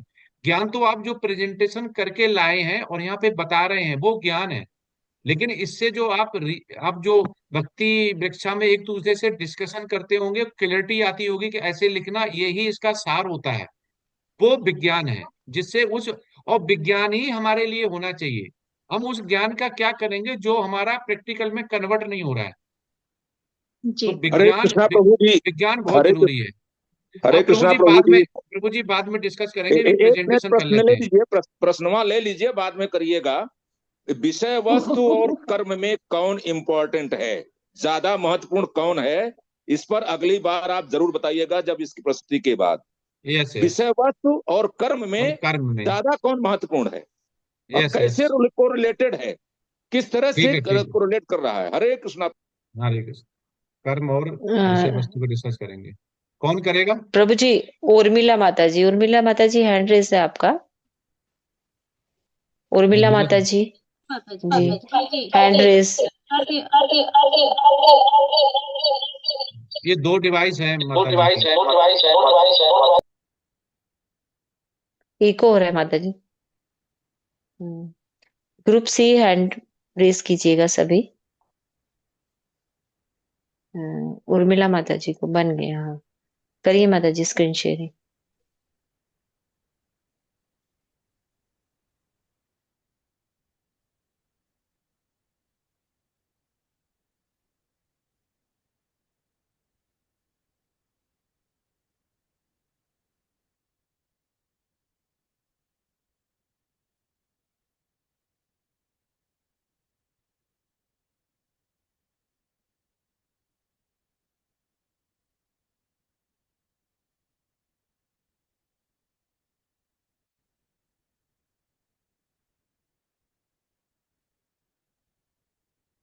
हरे कृष्णा जिज्ञा माता जी स्टार्ट कीजिए। हरे कृष्ण प्रभु जी, हरे कृष्ण सभी प्रभु जी और माता जी को। मैं जिज्ञाश्री ग्रुप सी की ओर से आप सबका स्वागत करती हूँ। तबीयत ठीक न होने के कारण कन्या माता जी आज में प्रेजेंट नहीं हो पा रहे हैं। उनकी प्रेजेंटेशन अलका माता जी को करने के निवेदन करती हूँ और थैंक यू भी कहती हूँ साथ में। अब प्रभु जी से निवेदन करती हूँ कि हमें अपनी 11वीं प्रस्तुति प्रारंभ करने की अनुमति दे। हरे कृष्ण प्रभु जी। जी माता जी। थैंक यू प्रभु जी। ओम नमो भगवते वासुदेवाय। ओम नमो भगवते वासुदेवाय। ओम नमो भगवते वासुदेवाय। आज मेरा टास्क है भगवत गीता के अध्याय 9.3 का संदर्भ देते हुए भगवत गीता के पहले कुछ अध्याय 1 से 12 के छंदों और अभिप्रायों के सहाय से संदर्भ लेते हुए एक अभ्यासिक भक्त के रूप में कृष्ण भावनामृत में विश्वास की भूमिका का मूल्यांकन करना और इसके साथ ही जीवन के लिए इसकी और प्रचार की प्रासंगिकता पर चर्चा करना। विश्वास कृष्ण भावनामृत में एक ऐसी केंद्रीय भूमिका है जो भक्त की आध्यात्मिक यात्रा की नींव के रूप में कार्य करता है। भगवत गीता 9.3 में श्री कृष्ण कहते हैं, जो भक्ति मार्ग में निष्ठावान नहीं है वे मुझे प्राप्त नहीं कर सकते हैं, इसीलिए वे इस भौतिक संसार में जन्म मृत्यु के मार्ग पर लौट आते हैं। भगवत गीता के पहले कुछ अध्यायों में विश्वास पर बार बार जोर दिया गया है। भगवत गीता के शुरुआती अध्याय में हम अर्जुन के संदेह को विश्वास में परिवर्तित होते देखते हैं। भगवत गीता 2.7 में अर्जुन विश्वास के साथ श्री कृष्ण को आत्मसमर्पण करते हैं। यहाँ अर्जुन श्री कृष्ण से मार्गदर्शन की मांग करते हैं और यह क्षण श्री कृष्ण के शब्द में अर्जुन के विश्वास की शुरुआत का प्रतीक है, जिसे उनकी अंतिम समझ और एक योद्धा के रूप में अपने कर्तव्य की स्वीकृति होती है। भगवत गीता 4.39 जहाँ श्री कृष्ण कहते हैं, वे जिनकी श्रद्धा अगाध है और जिन्होंने अपने मन और इंद्रियों पर नियंत्रण कर लिया है, वे दिव्य ज्ञान प्राप्त कर लेते हैं। वह जल्दी से सर्वोच्च आध्यात्मिक शांति को प्राप्त कर सकते हैं। यहाँ इस बात को रेखांकित किया गया है कि विश्वास, ज्ञान और आत्मा संयम के साथ मिलकर हम अपनी आध्यात्मिक शांति की ओर जा सकते हैं। इसी तरह भगवत गीता 6.47 में भगवान श्री कृष्ण घोषणा करते हैं, सभी योगियों में जो मुझ में विश्वास रखते हैं और प्रेम पूर्वक सेवा करते हैं वह सबसे ऊंचा है। यहाँ कृष्ण स्वयं भक्त को सर्वोच्च योगी के रूप में पहचानते हैं, जो भक्ति की सेवा में विश्वास के सर्वोच्च मूल्य को दर्शाती है। मेरे लिए एक अभ्यासिक भक्त के रूप में विश्वास केवल एक सैद्धांतिक अवधारणा नहीं है, बल्कि एक जीवंत अनुभव है। यह दैनिक प्रथाओं का मार्गदर्शन करता है, जब शास्त्रों और अध्ययन और भक्ति गतिविधियों का संदेह को दूर करके श्री कृष्ण के साथ एक गहरे संबंध को बढ़ावा देता है। प्रचार में हम जानते हैं कि विश्वास कितना महत्वपूर्ण है। यह दूसरों के साथ कृष्ण की शिक्षाओं को साझा करते समय आत्मविश्वास और दृढ़ विश्वास को प्रेरित करता है। अटूट विश्वास का प्रदर्शन करके एक भक्त कृष्णा भावनामृत की परिवर्तनकारी शक्ति को प्रभावी ढंग से व्यक्त कर सकता है। दूसरों को अपनी आध्यात्मिक यात्रा शुरू करने के लिए प्रोत्साहित करने के लिए यह विश्वास बहुत ही इम्पोर्टेंट है। संक्षेप में, विश्वास कृष्ण भावनामृत की आधारशिला है, जो व्यक्तिगत आध्यात्मिक विकास और प्रभावी उपदेश दोनों के लिए आवश्यक है। यह विश्वास के माध्यम से ही है कि हम भक्त पूरी तरह से कृष्ण की भक्ति के मार्ग को गले लगा सकते हैं। अब मैं अपनी प्रस्तुति को यहीं समाप्त करती हूँ और मोनिका माता जी से अनुरोध करती हूँ कि वो ग्रुप सी की पीपीटी को आगे बढ़ाए। हरे कृष्ण प्रभु जी। धन्यवाद माता जी। हरे कृष्ण प्रभु जी, हरे कृष्ण माता जी, सभी को सादर प्रणाम। आज मेरा प्रश्न है कि कृष्ण के निर्देश तस्मात् सर्वेषु कालेषु मम अनुस्मरण युध्यति अपने जीवन के साथ साथ प्रदेश के लिए प्रासंगिकता पर चर्चा करें। अपने उत्तर में बीजी 8.7 श्लोक और तात्पर्य के साथ साथ अध्याय 1 से 12 के सहायक संदर्भों का संदर्भ लें। इस श्लोक की प्रथम पंक्ति भगवत गीता के श्लोकों का सार है। इस श्लोक में भगवान श्री कृष्ण ने स्पष्ट रूप से अर्जुन के माध्यम से हमें कह रहे हैं कि अपने मन को हर समय मेरे चिंतन में लगाओ और संसारिक कर्तव्यों का पालन करो। ये उपदेश सभी व्यवसाय, गृहिणियों, इंजीनियरों, डॉक्टर सभी पर लागू होते हैं। अर्जुन एक क्षत्रिय है तो उसका कर्म युद्ध लड़ना है, यही उसका धर्म है। अर्जुन ने भगवान श्री कृष्ण जी की आज्ञा का पालन किया और युद्ध किया, अपने कर्तव्य का निर्वहन किया। युद्ध समाप्त होने पर अर्जुन ने कोई पाप कर्म संचित नहीं किया, वे तो अपने कर्मों को भगवान के आगे समर्पित कर दिए। अर्जुन कर्म बंधन में तब उलझता जब वो किसी असक्ति यश की प्राप्ति के लिए युद्ध करता, जैसे संसारिक सुखों के लिए करता। इस श्लोक में कर्म योग की अति स्पष्ट व्याख्या की गई है कि अपने कर्म करते हुए अपने मन को निरंतर भगवान के चिंतन में लगाओ। जैसे भगवत गीता के श्लोक 2.39 में अर्जुन को भगवान ने निष्काम भाव से कर्म करते हुए अपने कर्मों के बंधन से मुक्त होने को कहा है। इसी तरह श्लोक 5.6 में भगवान ने कहा है कि बिना भक्ति में लगे हुए कर्मों का परित्याग करने से कोई सुखी नहीं होता, अपितु एक विचारवान व्यक्ति ही परमेश्वर को प्राप्त कर सकता है। श्लोक 8.14 में भगवान कहते हैं कि जो मेरा निरंतर चिंतन करता है, मेरा स्मरण करता है, उसके लिए मैं सुलभ हूँ। चैप्टर 12 श्लोक 6-7 में भगवान कहते हैं कि जो अविचलित भाव से मेरी भक्ति करते हुए अपने चित्त को मुझ में स्थिर करके मेरा ध्यान करता है, मैं उसे जन्म मृत्यु के सागर से शीघ्र उद्धार करता हूँ। कृष्ण के शुद्ध प्रेम को प्राप्त करने का सबसे सुगम एवं सर्वोच्च साधन भक्ति योग है। अब मैं अपनी जीवा को विराम देते हुए अलका माता जी से अनुरोध करूंगी कि वो अगली प्रस्तुति आरंभ करें। हरे कृष्णा प्रभु जी, हरे कृष्णा माता जी, सभी को सादर प्रणाम, धन्यवाद। धन्यवाद माता जी। हरे कृष्णा माता जी, हरे कृष्णा प्रभु जी, सादर प्रणाम। आज का मेरा प्रश्न है, अध्याय 9 को राज विद्या शिक्षा का राजा घोषित करते हैं भगवत गीता 9.2 के संदर्भ में और भगवत गीता अध्याय 1 से 12 श्लोकों और तात्पर्य से सहायक संदर्भों के साथ यह कैसे और क्यों स्थापित करें। अध्याय 9 को विद्याओं का राजा राज विद्या घोषित करते हैं। यह ज्ञान गोप्य ज्ञान है, यह आत्मा की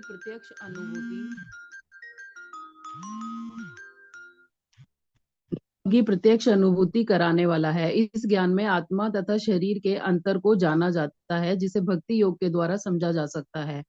आत्मा के बिना शरीर महत्वहीन है। यह शरीर नश्वर है, आत्मा विनश्वर है। यह निर्विकार, अविनाशी और नित्य है। आत्मा शाश्वत है और ये सक्रिय है। वैकुंठ लोक में इसके कार्यकलाप का अध्यात्म ज्ञान गुह्यतम अंश है। इसी ज्ञान को ज्ञान का राजा कहा गया है। भगवत गीता के अध्याय 2 सांख्य योग अर्थात सांख्य योग में आत्मा व शरीर में भेद बताया गया है। 2.17 में आत्मा को अविनाशी बताया गया है। 2.50 में योग ही कर्म का सही फल है। 3.19 में अनासक्त भाव से कर्म करना राज विद्या का आधार है। 4.7 और 8 में जब जब धर्म की हानि होगी भगवान अवतार लेंगे। 4.34 में गुरु की शरण में जाकर इस ज्ञान को पाया जा सकता है। 7.14 में श्री कृष्ण ने कहा है कि भौतिक माया को केवल भक्त ही पार कर सकते हैं। भगवत गीता के 16 से लेके 19 में कहा गया है कि 4 प्रकार के भक्त ही भगवान की शरण में आते हैं। 9.26 में प्रेम पूर्वक अर्पित किया गया छोटा सा भोग भी भगवान को प्रिय है। 12.8 में भगवान की अनन्य भक्ति, जो व्यक्ति भगवान की भक्ति में स्थिर हो जाता है वह भगवान को प्रिय होता है। राज विद्या के ज्ञान के द्वारा भक्त अपना भगवान से संबंध स्थापित करते हैं। हरे कृष्णा माता जी, हरे कृष्णा प्रभु जी, धन्यवाद। यहाँ मैं अपनी प्रस्तुति को खत्म करके सीमा माता जी से अनुरोध करूंगी कि वह प्रस्तुति आरंभ करें। धन्यवाद माता जी। हरे कृष्णा प्रभु जी, हरे कृष्णा माता जी, सभी को मेरा सादर प्रणाम। तो मेरा आज का प्रश्न है, भक्ति योग की सार्वभौमिक और सर्व समावेशी भक्त प्रकृति को भगवत गीता के अध्याय 1 से 12 के संदर्भ में प्रस्तुत करें। सार्वभौमिक का अर्थ है जो सब जगह व्याप्त हो। सर्व समावेशी का अर्थ है सभी के लिए। भगवान बताते हैं कि भक्ति कहीं भी और किसी के द्वारा भी की जा सकती है और भक्ति योग के द्वारा सभी वर्गों यानी वर्णों का उद्धार हो सकता है। यदि माया से बचना है तो एक ही रास्ता है, भक्ति। भक्ति अपने अविचलित मन से भगवान पर पूर्ण विश्वास रखते हुए निरंतर प्रभु का चिंतन करना चाहिए। जैसा कि 9.26 में भगवान बताते हैं कि वह तो पत्रम पुष्पम फलम आदि से भी प्रसन्न हो जाते हैं। 9.32 में भगवान बताते हैं कि वैश्य, शूद्र, स्त्री सभी इसका लाभ उठाकर परम धाम को जा सकते हैं। और भव बंधन से मुक्ति चाहिए तो वह ईश्वर को अपना सब कुछ समर्पण करें। यही भक्ति की प्रकाष्ठा है। अध्याय 10 में भगवान ने बताया कि सभी ब्रह्मांड भगवान के बीज भगवान ही स्वयं बीज प्रदाता है। इसके बाद ये प्रस्तुति यहीं पे समाप्त होती है और मैं अलका माता से अनुरोध करूंगी कि वह सुकन्या माता जी की अनुपस्थिति में उनकी प्रस्तुति प्रस्तुत करें। हरे कृष्णा। धन्यवाद माता जी। हरे कृष्णा प्रभु जी। हरे कृष्णा माता जी। सादर प्रणाम।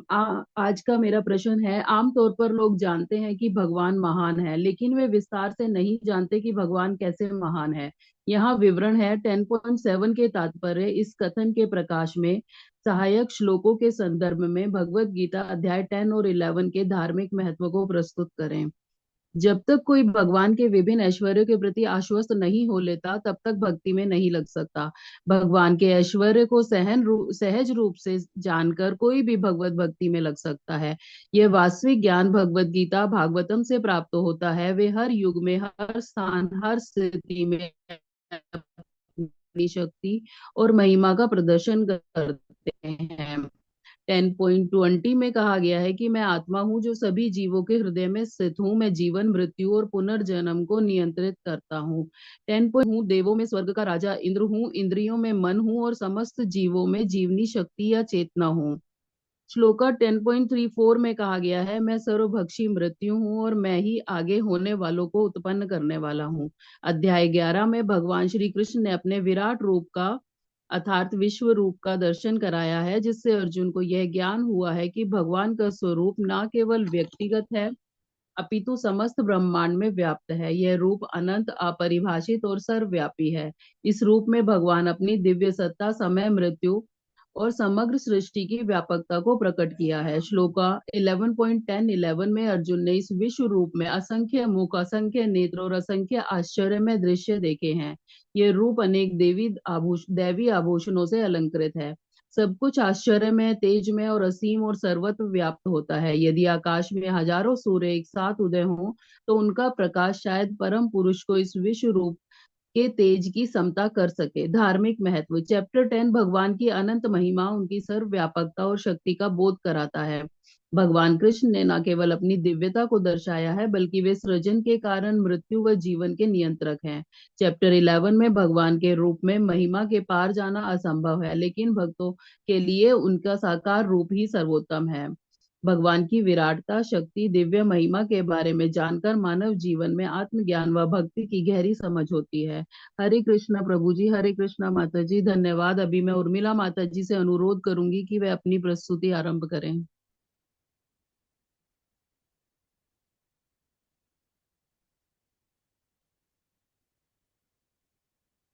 माता जी म्यूट हो। हरे कृष्णा प्रभु जी। हरे कृष्णा माता जी।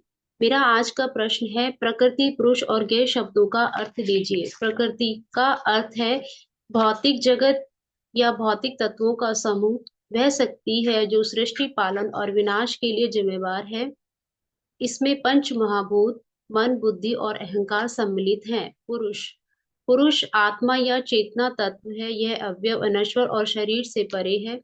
पुरुष प्रकृति के साथ जुड़कर संसार के अनुभवों का साक्षी बनता है। ये वह शब्द है जिसे जाना जाना चाहिए। ये परमात्मा परम ब्रह्म का स्वरूप है, जो सृष्टि का मूल कारण है और सभी जीवों का ध्येय है। संक्षेप में प्रकृति, भौतिक जगत, पुरुष, आत्मा और ये वह परम सत्य है जिसे आत्म साक्षात्कार के द्वारा जाना जा सकता है। और इसी के साथ हमारी आज की यह प्रस्तुति यहीं पर समाप्त होती है। हमसे कोई त्रुटि हुई हो तो हमें क्षमा करें। और अब मैं प्रणाम मंत्र के साथ अपनी प्रस्तुति को यहीं पर समाप्त करती हूँ। वांछा कल्पतरुभ्यश्च कृपा सिंधु पतितानां पावनेभ्यो वैष्णवेभ्यो नमो नमः। वैष्णवेभ्यो नमो नमः।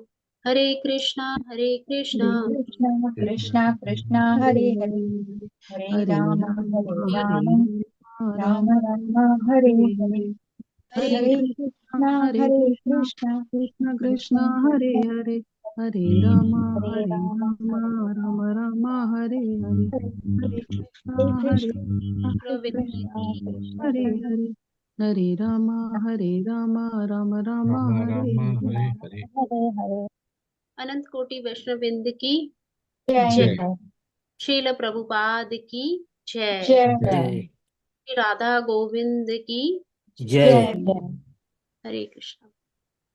हरे कृष्णा। बहुत बहुत धन्यवाद। तो इसमें लास्ट स्लाइड में जैसे आया, चेतना क्या है, भगवान क्या है, और कैसे हमारा उससे उद्धार होता है, इससे ये हम समझ सकते हैं। मेरा प्रश्न ये, प्लीज वो कर लें, म्यूट कर लिया करें।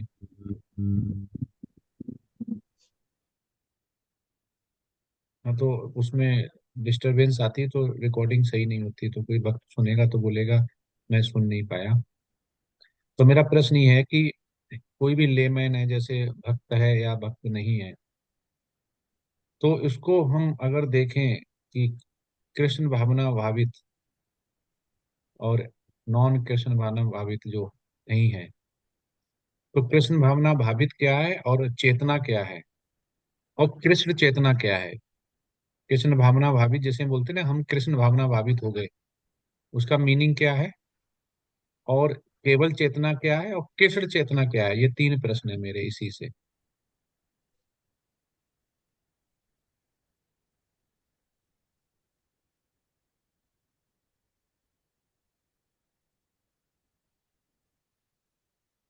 हरे कृष्णा प्रभु जी। हरे कृष्ण। प्रभु जी, कृष्णा भावित होना, कृष्णा भावना भावित मतलब भक्ति में आना, हमें कृष्ण जी की भक्ति कर रहे हैं हम लोग। और चेतना तो सभी के अंदर होती है, भगवान की दी हुई जो आत्मा का स्वरूप है, आत्मा के उसमें चेतना मिली हुई है हमें। और तीसरा क्या था, थर्ड? कृष्ण चेतना क्या है फिर? कृष्ण चेतना वही होगी, कृष्ण भावना भावित होना, भक्ति में आना हमें कृष्ण की। मतलब हम कोई भी कर्म कर रहे हैं, कुछ भी कर रहे हैं, हमारी जो चेतना है वो कृष्ण में समाहित है। मतलब कृष्ण का नाम लेके हम सब चीजें कर रहे हैं, अपने कर्म।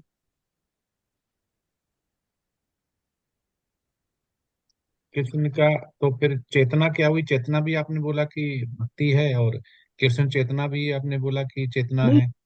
चेतना तो मतलब जैसे आत्मा का स्वरूप हो गया, हर किसी के अंदर है, हर शरीर के अंदर, बॉडी के साथ में जो आत्मा मिली हुई है उसी में हमें चेतना, हमारी चेतना होती है जो जागृत होती है कृष्ण भावना भावित में।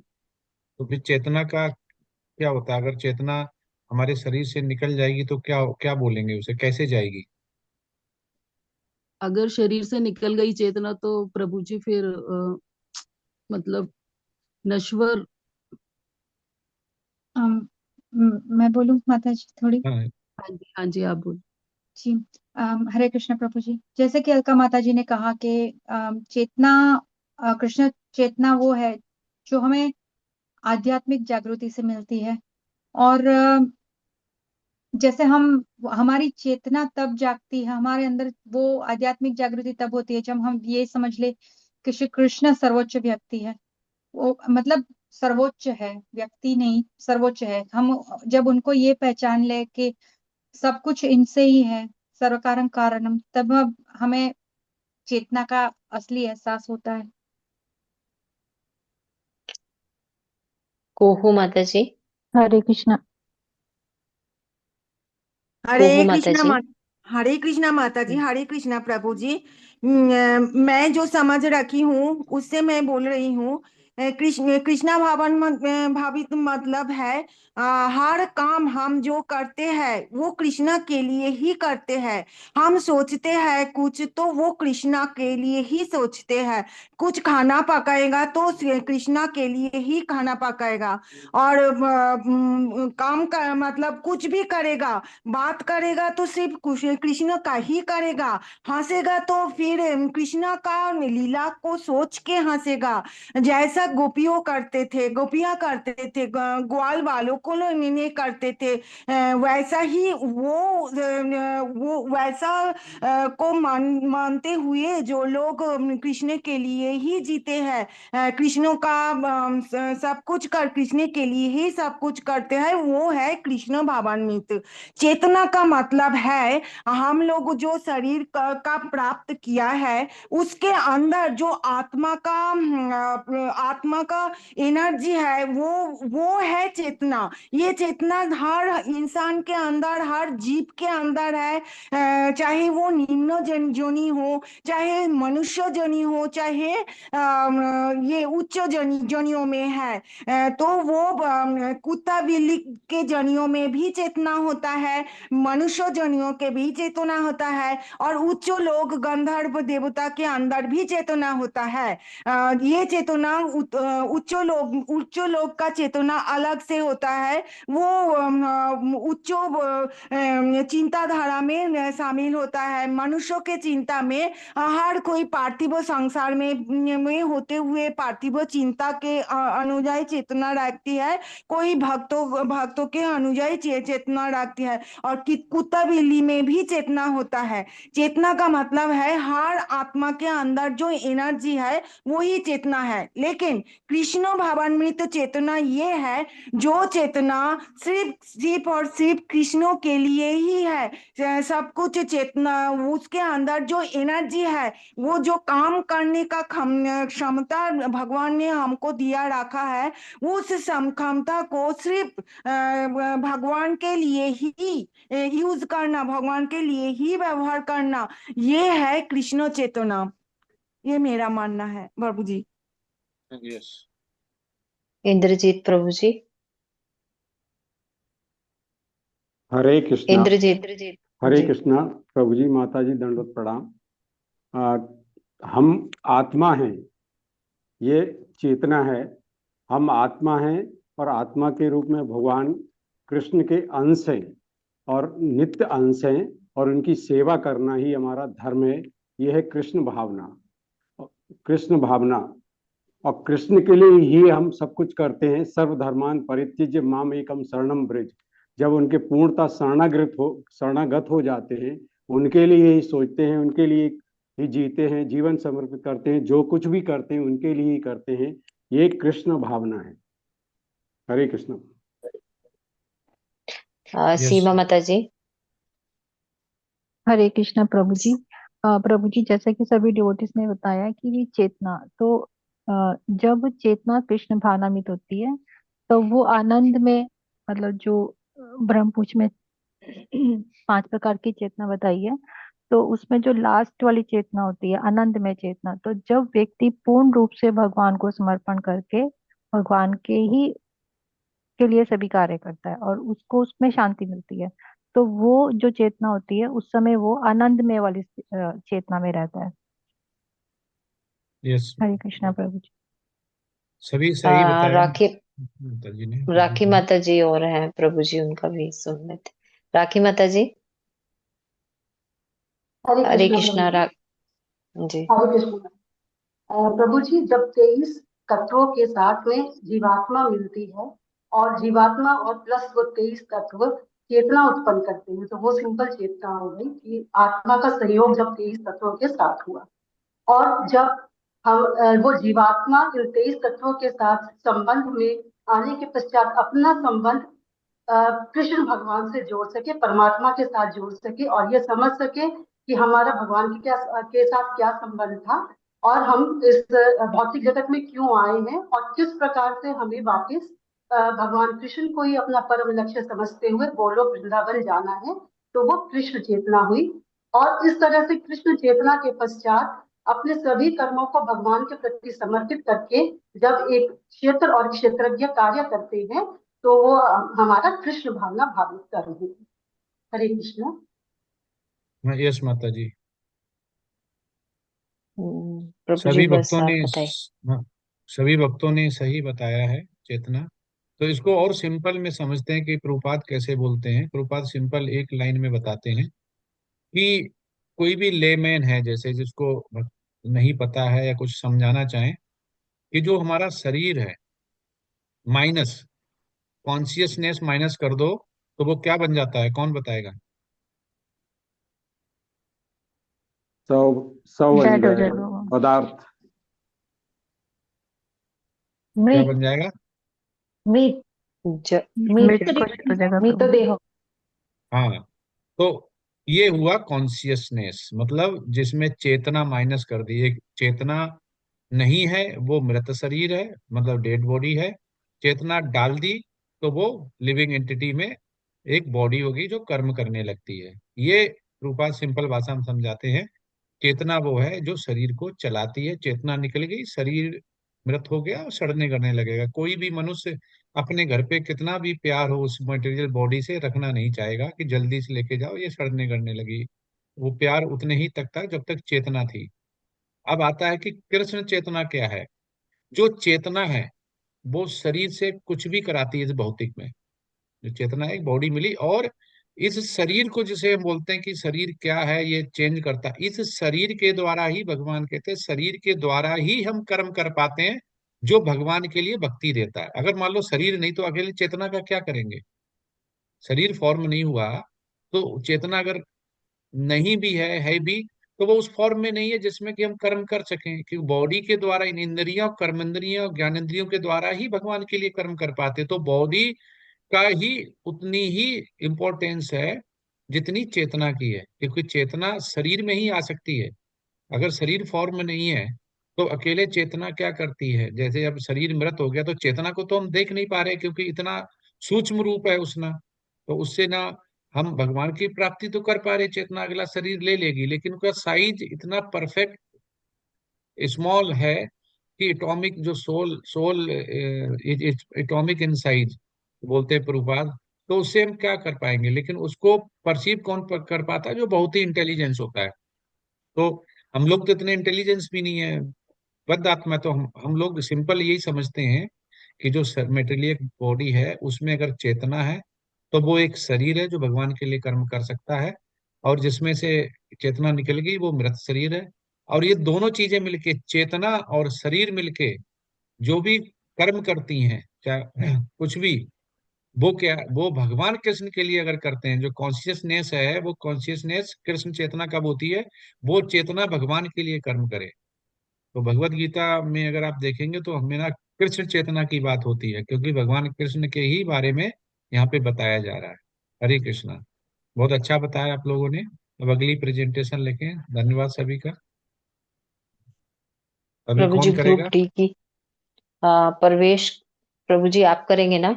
प्लीज हैंड रेज कीजिए, ग्रुप डी। हाँ जी माता जी, हरे कृष्णा। प्रवेश प्रभु जी आप ही करेंगे शेयर? हाँ जी माता जी। जी प्रवेश प्रभु जी। हाँ, यस कर दिया। कीजिए प्रभु जी शेयर।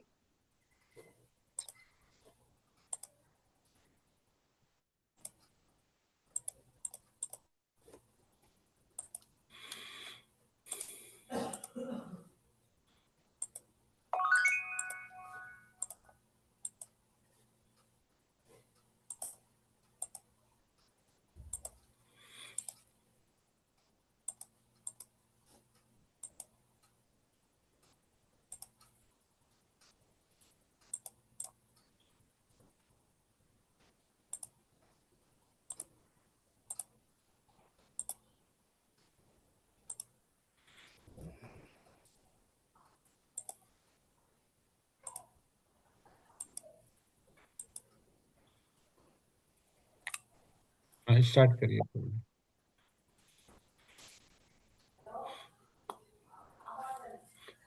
हरे कृष्णा प्रीति माता जी, स्टार्ट करिए।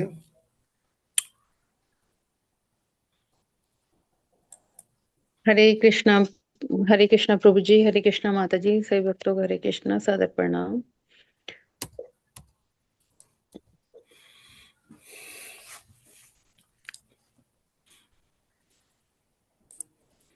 हरे कृष्णा।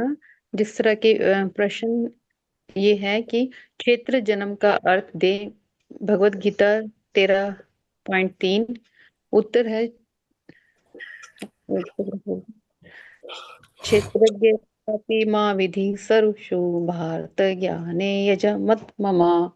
भगवत गीता 13.3 है। हे भारतवंशी, मैं सभी कर्म क्षेत्रों को ज्ञाता हूँ। शरीर को कर्म क्षेत्र तथा आत्मा और ईश्वर को कर्म क्षेत्र का ज्ञाता समझना, यही यही मैं सच्चा ज्ञान मानता हूँ। आत्मा केवल अपने शरीर में व्यक्तित्व क्षेत्र की ज्ञाता है।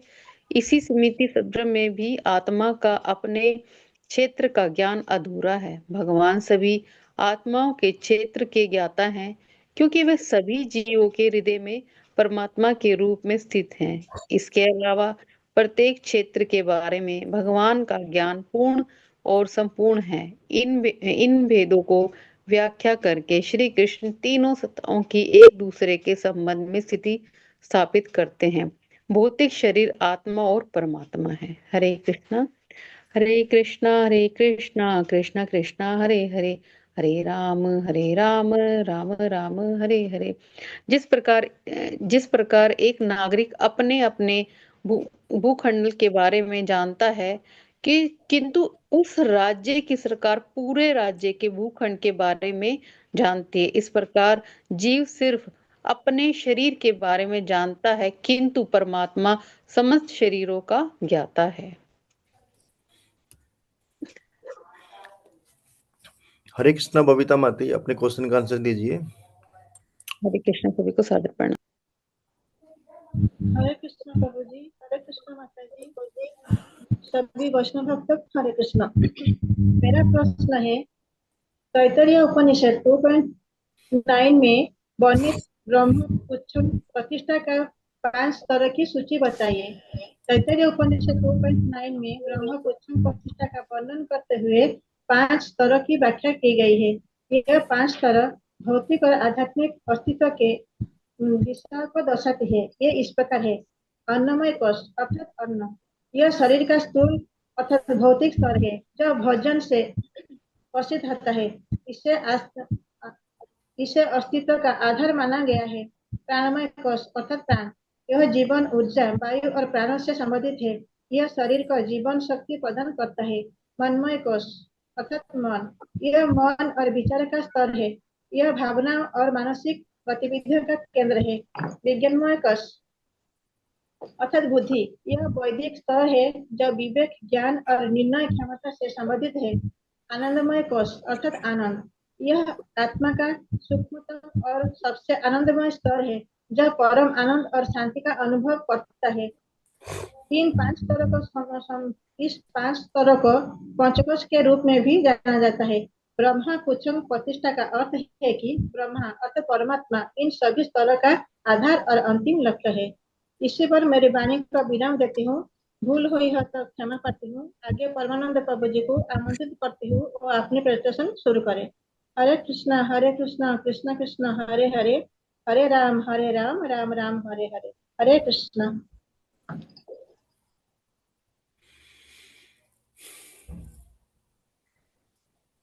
हरे कृष्णा प्रभु जी, हरे कृष्णा माता जी, धन्यवाद प्रणाम। मेरा प्रश्न है कि भागवत गीता अध्याय 13 के श्लोक नंबर 6 और 7 से 11 इंद्रियों की सूची बनाए। उत्तर, श्लोक 6, महाभूतान्यहंकारो बुद्धि व्यक्ति मेव च इंद्रियाणि दशांश च पंच चंद्रियाणि गोचरा। श्लोक 7, इच्छा द्वेष सुखम दुखम संगात चेतनः घृति एतो क्षेत्रम समासेन सविवार मुदा हृतम। महर्षियों वैदिक सूक्तों, छांस एवं वेदांत सूत्र के प्रारंभिक कथनों के आधार पर इस प्रकार से समझा जा सकता है कि पहले तो पृथ्वी, जल, अग्नि, वायु तथा आकाश, ये 5 महाभूत हैं। फिर अहंकार, बुद्धि तथा तीनों गुणों के अव्यक्त अवस्था आती है। इसके पश्चात 5 ज्ञानेंद्रियां हैं, नेत्र, कान, नाक, जीभ तथा त्वचा। फिर 5 कर्मेंद्रियां, वाणी, पांव, हाथ, गुदा तथा लिंग है। तब इन इंद्रियों के ऊपर मन होता है, जिसके भीतर रहने के कारण अंतः इंद्रिय कहा जा सकता है। इस प्रकार मन समेत कुल 11 इंद्रियां होती है। फिर इन इंद्रियों के 5 विषय हैं: गंध, स्वाद, रूप, स्पर्श तथा ध्वनि। इस तरह इन 24 तत्वों का समूह कार्य क्षेत्र कहलाता है। यदि कोई इस 24 विषयों का विश्लेषण करे तो उसे कार्य क्षेत्र समझ में आएगा। मैं अपनी वाणी को विराम देता हूँ। यदि मुझसे कोई त्रुटि हुई हो तो मैं क्षमा प्रार्थी हूँ। आगे मैं प्रवेश प्रभु जी को आमंत्रित करता हूँ। हरे कृष्णा कृष्णा कृष्णा हरे हरे, हरे राम राम राम हरे हरे। हरे कृष्णा प्रभु जी, हरे कृष्णा माता जी। हरे कृष्णा प्रभु जी, माता जी को धन्यवाद प्रणाम। हमारा क्वेश्चन है, परमात्मा के किन 4 पहलुओं की सूची बनाए। भगवत गीता अध्याय 13 से 18वां श्लोक। इसका उत्तर है, भगवान 13 अध्याय के 13वें श्लोक में बताते हैं, अब मैं तुम्हें वह बताऊंगा जिससे जानना आवश्यक है और जिसे जानने से मनुष्य अमरता प्राप्त होता है। वह अनिद्रा ब्रह्मा है जो अस्तित्व तथा अनिश्चितता से परे है। भगवत गीता 13.4 में भगवान बताते हैं कि भगवान के हाथ, पांव, नेत्र, सिर तथा मुख सर्वत्र है और उनके कान भी सभी हैं और क्योंकि वे ब्राह्मण की प्रत्येक वस्तु में व्याप्त हैं, जो कि भगवान की वही बहिरंगा शक्ति आती है। भगवत गीता 13.16 में बताते हैं कि भगवान सभी के भीतर एवं बाहर स्थित है, चाहे वह चर हो या अचर हो, वह सक्षम हो और इसलिए वे हमारी समझ से परे हैं। वे अत्यंत दूर हैं, लेकिन वे सबसे निकट भी हैं। यदि हम भगवान को सच्चे मन से पुकारते हैं तो भगवान सामने खड़े हो जाते हैं। और यदि हमारी जो अज्ञान इंद्रिया भगवान से दूर है तो वो हमें कभी भी नहीं दिखाई देते। भगवत गीता 13.18 में भगवान बताते हैं कि वे सब ज्योति में प्रकाश के स्रोत हैं तथा अज्ञान के अंधकार से सर्वथा परे से हैं। वह ज्ञान है, ज्ञान का विषय है तथा ज्ञान का लक्ष्य है। वे सभी जीवों के हृदय में निवास करते हैं। इसी के साथ मैं अपनी वाणी को विराम देता हूँ। यदि बोलने में कोई त्रुटि रही हो तो इसके लिए हमें क्षमा करना। हरे कृष्णा कृष्णा कृष्णा हरे हरे, हरे राम राम राम हरे हरे। अब हम प्रीति माता जी को अपने क्वेश्चन का आंसर देने के लिए आमंत्रित करते हैं। हरे कृष्णा प्रीति माता जी। हरे कृष्णा सभी को, हरे कृष्णा। मेरा प्रश्न है, जो लोग आध्यात्मिक ज्ञान से परिचित नहीं है उन्हें कृष्ण द्वारा क्या सलाह दी जाती है? अध्याय 13 26वां श्लोक का उत्तर। भगवत गीता के 13वें अध्याय के 26 श्लोक में भगवान श्री कृष्ण ने उन लोगों के बारे में बात की है जो आध्यात्मिक ज्ञान से परिचित नहीं है। वे कहते हैं कि किंचित जगत किंचिते, ये नहीं आ रहा, अर्थात जो लोग भौतिक जगत के साक्षात्कार से बाहर नहीं निकलते वे केवल भौतिक गुणों और उनकी जटिलताओं में फंसे रहते हैं। वे आत्मज्ञान की ओर अग्रसर नहीं होते क्योंकि उनके मन में स्थिर या अनुशासन की कमी होती है। कृष्ण द्वारा दी गई सलाह ये है कि आपको अपने कार्यों और भावनाओं पर पूरी तरह से निरंतर रखना चाहिए और अपने मन को धर्म की दिशा में लगाना चाहिए। इसके अलावा जो व्यक्ति आत्मज्ञान की प्राप्ति के लिए निरंतर प्रयास करता है उसे आध्यात्मिक उन्नति की इनकी दिशा में सही मार्गदर्शन प्राप्त होता है। मेरे किसी भी श्लोका में किसी भी तरह की कोई त्रुटियां हो तो उसके लिए मैं क्षमा याचना चाहती हूँ। हरे कृष्णा कृष्णा कृष्णा हरे, हरे राम राम राम हरे हरे। मैं आगे अपने प्रवेश गोल प्रभु जी को आमंत्रित करती हूँ। हरे कृष्णा, सादर प्रणाम। हरे कृष्णा प्रभु जी, माता जी को धन्यवाद प्रणाम। हमारा क्वेश्चन है, जीवों की तुलना में हवा, पानी, मिट्टी और मल आदि में कैसे प्रवेश करती है, इसके सदस्यता की व्याख्या करिए। भगवत गीता 13.13। इसका उत्तर है, यथा सर्वगतम सौक्ष्यादाकाशम नोप्लियते सर्वत्र वश्यते देहे तथात्मा निप्लियते। भगवत गीता 13.13 में भगवान बताते हैं कि आकाश अपने अंदर सब कुछ रखता है, किंतु सक्षम होने के कारण वह जो कुछ भी धारण करता है उसे दूषित नहीं होता। इसी प्रकार यद्यपि उसकी चेतना में शरीर में व्याप्त रहती है, किंतु आत्मा शरीर के गुणों से प्रभावित नहीं होती। आत्मा को नींद नींद जागना, थकान, ताजगी आदि का अनुभव अहंकार के कारण होता है, जो उसे शरीर से पहचान कराता है। कोई पूछ सकता है कि जिस शरीर में वह निवास करता है, उसमें होने वाले परिवर्तन आत्मा को दोषित नहीं क्यों नहीं करते? श्री कृष्ण इसे अंतरिक्ष के उदाहरण के रूप में समझाते हैं। हरे कृष्णा कृष्णा कृष्णा हरे हरे, हरे राम राम राम हरे हरे। वांछा कल्पतरुभ्यश्च कृपा सिंधुभ्य एवं च पतिता पावन पवनभ्यो वैष्णव नवे नमे। एक भक्त का लक्ष्य कृष्ण सेवा, वैष्णव सेवा और नाम संकीर्तन है। आशावाद उत्साह कृष्ण सेवा, भक्तों की सेवा और श्री नाम कीर्तन उन्नति के लिए लाभदायक है। यदि हमारे सभी प्रयास कृष्ण की इच्छाओं को पूरे करने पर केंद्रित है, तो माया का आकर्षण हमें कभी भी मोहित नहीं कर सकता। नाम संकीर्तन से, कृष्ण सेवा से और वैष्णव सेवा संभव है।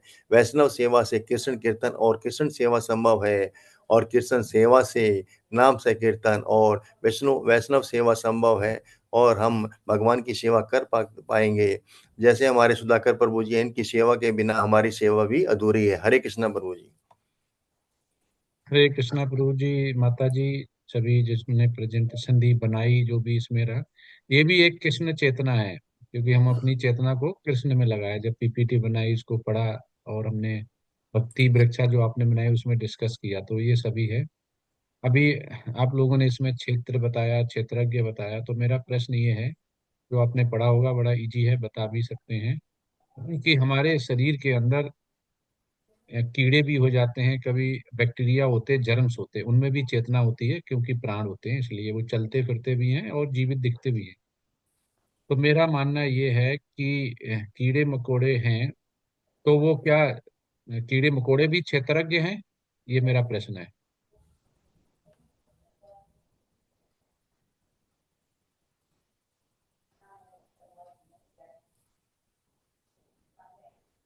हरे कृष्ण। हरे कृष्णा प्रभु जी, पार्ट तो उसी का है, क्षेत्र का ही पार्ट है प्रभु जी। वो किसी तरह भी आए आए तो उसके अंदर ही प्रभु जी। ठीक है, क्योंकि प्रभु जी ने जितने बोला कि हाँ, क्षेत्रज्ञ क्षेत्रज्ञ है।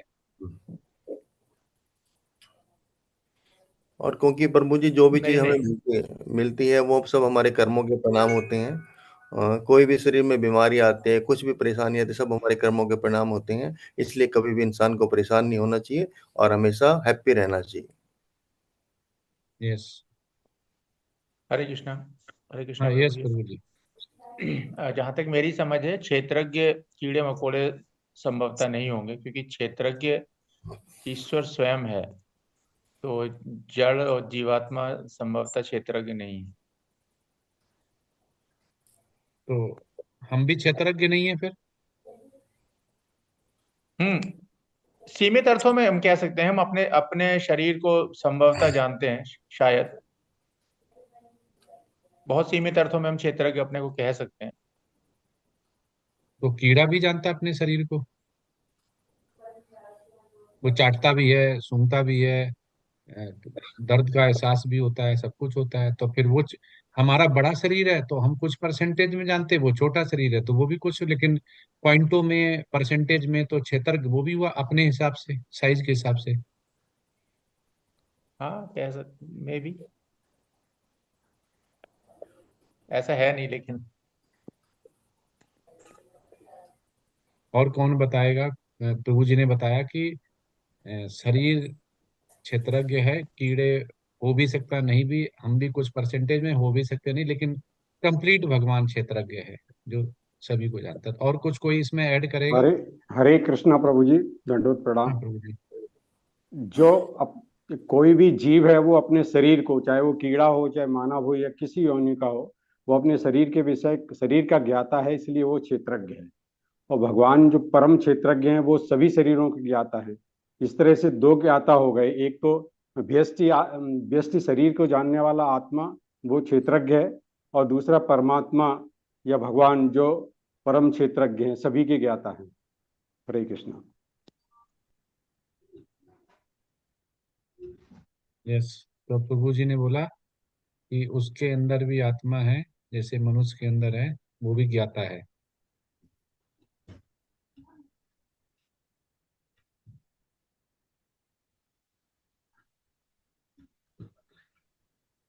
जी और कृष्ण कोई प्रभु ऐड जी। करेगा इसमें? प्रभु जी कीड़ा अपने, हाँ जी मत प्रभु जी, मैं कर रही हूँ। हम्म। हरे यस कृष्ण माता जी। जी प्रभु जी, जैसे अगर किसी मनुष्य के अंदर कीड़ा है तो वो अपने क्षेत्र का ज्ञाता है, ना कि हमारे शरीर का। अपने क्षेत्र के हम ज्ञाता हैं। परमात्मा तो परम क्षेत्रज्ञ है ही है। उसके लिए हमारा शरीर जो है वो प्रकृति की तरह काम करेगा। वो प्रकृति की तरह, जैसे हम प्रकृति में रह रहे हैं, कि हम एक व्यवस्थित समाज में रह रहे हैं या जंगल में रह रहे हैं, तो वो हमारे लिए प्रकृति का पार्ट है। उसी तरह से उस परजीवी के लिए हमारा शरीर प्रकृति का पार्ट होगा, और वो अपने शरीर का ज्ञाता होगा, अपने क्षेत्र का ज्ञाता होगा। हमारे क्षेत्र के लिए वो ज्ञाता नहीं कहलाएगा, क्षेत्रज्ञ नहीं कहलाएगा। तो हरे माता जी कृष्णा ने बोला प्रभु कि जी। Yes yes. प्रभु जी, सुमन माता जी का नेटवर्क चला गया है तो लेफ्ट हो गई है। तो उन्होंने कहा है कि नेटवर्क आते ही वो फिर से ज्वाइन कर लेंगे। यस माता जी। यस, और कोई ऐड करेगा इसमें? जी विष्णु मिश्रा जी बताइए।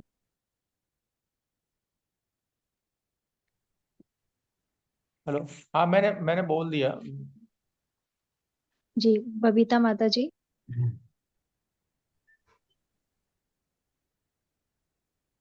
हरे कृष्णा बबीता माता जी।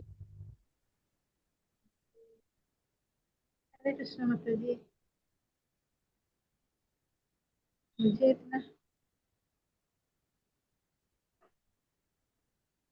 माता जी नहीं बोल पाऊंगी। जी माता जी, आपने हैंड रेज करा था इसलिए।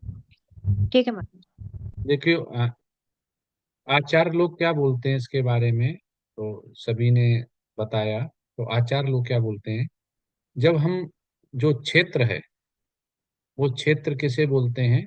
जो हमारा शरीर है, जो हमारा शरीर है उसको हम क्षेत्र बोलते हैं, और इस शरीर को जानने वाला क्षेत्रज्ञ कहलाता है। लेकिन इसके साथ ही ये शरीर है और आत्मा अलग है।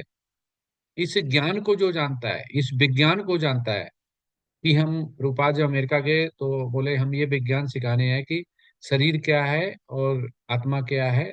शरीर ही पूर्ण रूप से समझ लिया था, ये एक नहीं है। शरीर अलग है, आत्मा अलग है। तो आचार्य लोग क्या बोलते हैं कि शरीर के अंदर जो कीड़े हैं, मकोड़े हैं, वो क्षेत्रज्ञ नहीं है। क्योंकि हम क्या जानते हैं, केवल शरीर जान लेने से, शरीर के बारे में जान लेने से पूरा ज्ञान नहीं आता है। ये शरीर आत्मा नहीं है और आत्मा शरीर नहीं है, ये दोनों अलग है। जो ये जानते, और साथ में जो ये जानता कि सुख दुख क्या है। कीड़े तो ना ये जानते हैं कि शरीर अलग है, आत्मा अलग है। शरीर नाशवान है, आत्मा नाशवान नहीं है। कीड़े मकोड़े ये भी नहीं जानते हैं। कीड़े मकोड़े सुख और दुख का अनुभव भी नहीं करते हैं।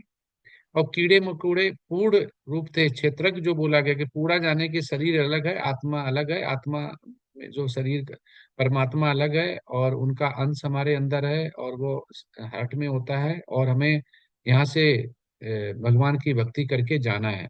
तो पूर्ण रूप से जो क्षेत्रज्ञ बोला गया है, जो कि सुख दुख को जानता है, और जो ये जानता है कि शरीर है, आत्मा है, ये अलग अलग है, उसको क्षेत्रज्ञ का आगे जो है ऐड करके आचार्य लोग बताते हैं। ठीक है। इसी में किसी का कोई कंफ्यूजन हो, प्रश्न पूछ सकते हैं। जो पूरी डेफिनेशन है वो ये है कि क्षेत्रज्ञ कौन है? जो ये जानता है कि क्षेत्र ये है, और क्षेत्र में क्या चीजें हैं, जो शरीर को जानता है कि आत्मा अलग है और शरीर आत्मा से अलग है, दोनों अलग है। और जो सुख दुख का अनुभव करता है, तो ये कौन करता है?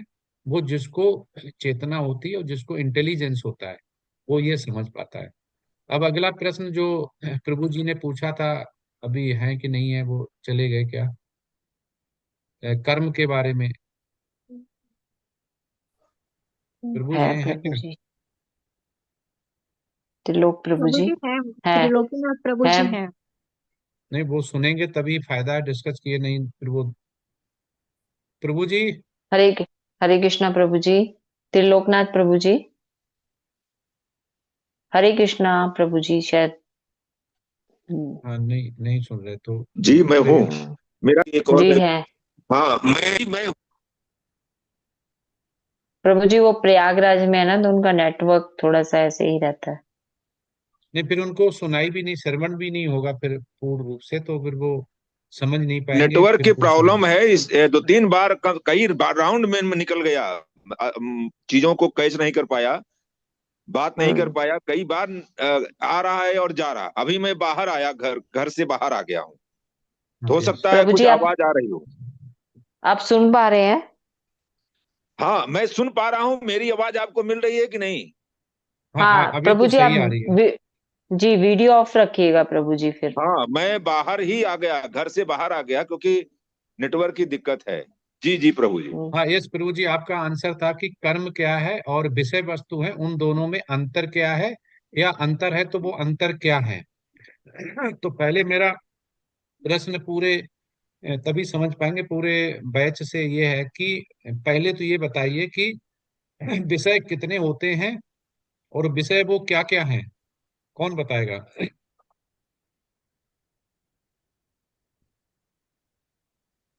हरे प्रभु कृष्णा जी क्या प्रभु है जी। प्रश्न, एक बार बोलिए। विषय क्या है और कितने होते हैं। प्रभु जी इंद्रिय हरे विषय। हरे हरे कृष्णा हाँ प्रभु जी। यस। हाँ, इंद्रिय वैसे 5 है।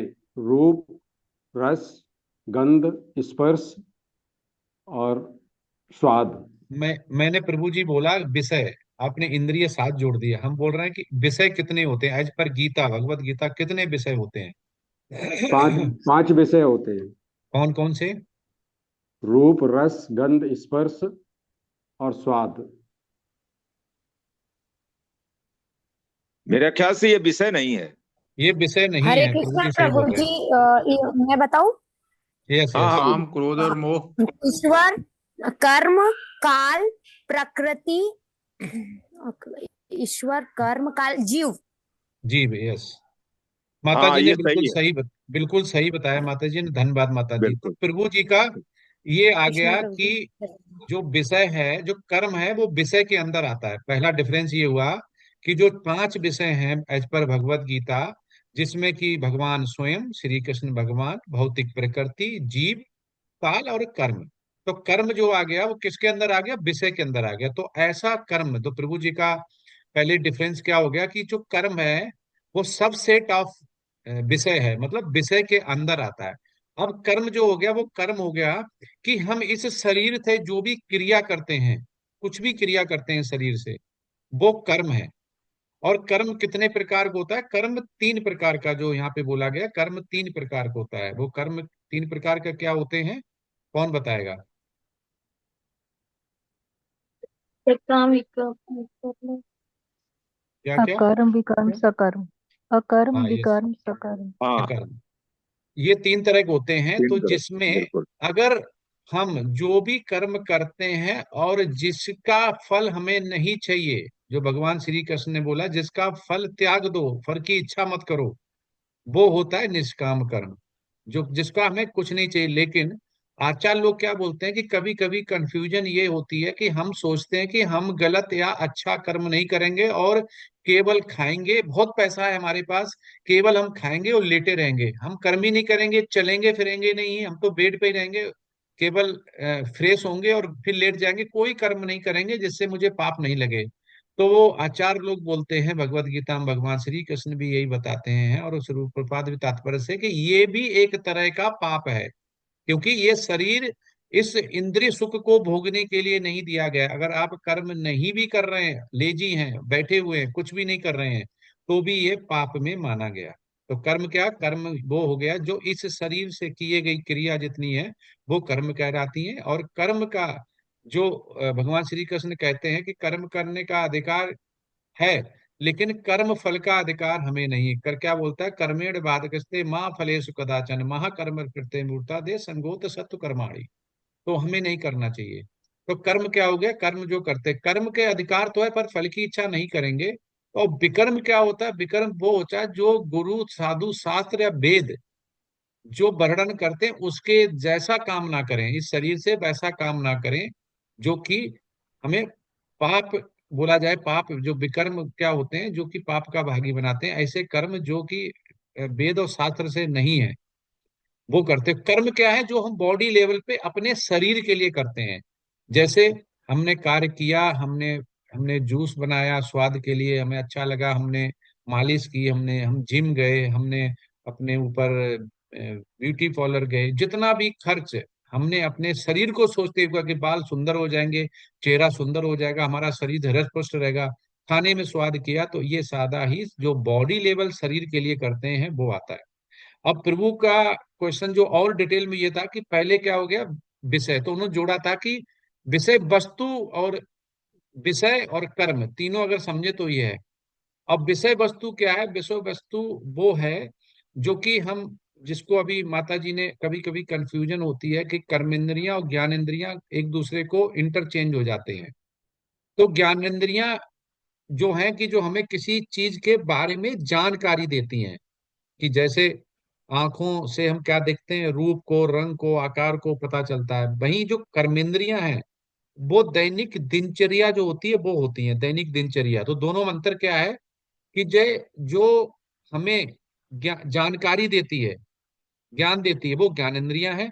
और जो अभी हमने बोला शरीर से कर्म करते हैं, क्रिया करते हैं, वो हमें कार्य जो करते हैं उसमें हमें जोड़ती हैं, कार्य से जोड़ती हैं। जैसे भगवान के लिए घंटी बजा रहे हैं, भगवान के लिए प्रसादम बना रहे हैं, भगवान के लिए अगरबत्ती लगा रहे हैं, भगवान के लिए दीपक जला रहे हैं, तो ये सारे कार्य हो गए दिनचर्या। ये उल्टा भी हो सकता है, हम अपने खाने के लिए फ्रूट काट रहे हैं लेकिन उस फ्रूट को देख रहे हैं केवल आंखों से, और ये संतरा है, ये ज्ञान आ रहा है, ये एप्पल है, ये ज्ञान आ रहा है।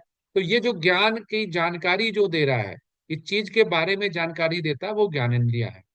तो जैसे ज्ञानेंद्रियां जो कहते हैं पांच होती हैं, अभी जैसे शुरू में जब प्रश्न पूछा तो ज्ञानेंद्रिय और कर्मेंद्रियां दोनों एक दूसरे में मिक्स कर दी थी। तो ज्ञानेंद्रियां क्या होगी? आंख, कान, नाक, जीभ और त्वचा। भाई कर्मेंद्रियां क्या होगी?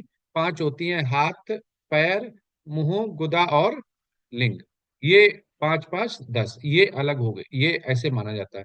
तो प्रभु जी अभी आपका प्रश्न का आंसर आ गया कि अभी बाकी है कुछ? नहीं, ठीक है। ये तो बहुत अच्छी बात है। मेरा ये कहना था कि जो मूल बात आई थी कि विषय और इसके बाद ये कर्म आया कि हम कोई चीज ग्रहण कर रहे हैं और जो हम देख रहे हैं विषय वस्तु, और उसके साथ जो हम क्रिया कर रहे हैं, एक्शन कर रहे हैं, एक्ट हो रहे हैं, रिएक्ट हो रहे हैं, वो हमारा कर्म है। तो एक मेरा ये भी था उसी के साथ जुड़ा हुआ कि सबसे जो विषय वस्तु है उसमें अंतर क्या है, जो महत्वपूर्ण विषय है। बहुत विषय सारे विषय हैं, भौतिक भौतिक बता दिया है आपने कि भौतिक क्षेत्र के जितने भी विषय हैं उसके अनुसार जो हम देखेंगे, रिएक्ट करेंगे, कर्म करेंगे, वो भौतिक संसार का होगा। और जो आध्यात्मिक विषय वस्तु को देखते हैं, चाहे भगवान कृष्ण को ले लीजिए या उनके ज्ञान को ले लीजिए, गीता को ले लीजिए, जैसे विराट स्वरूप की बात आई तो भगवान के विराट स्वरूप को अर्जुन ने देखा, वो विषय वस्तु था, और उससे जो रिएक्ट किया कि ऐसा हमने कभी नहीं देखा, भूतो न भविष्यति, और फिर उसको ये लगता है कि तो परम ब्रह्म है और हम इनके साथ इस तरह से करते रहे, हमें क्षमा मांगना चाहिए।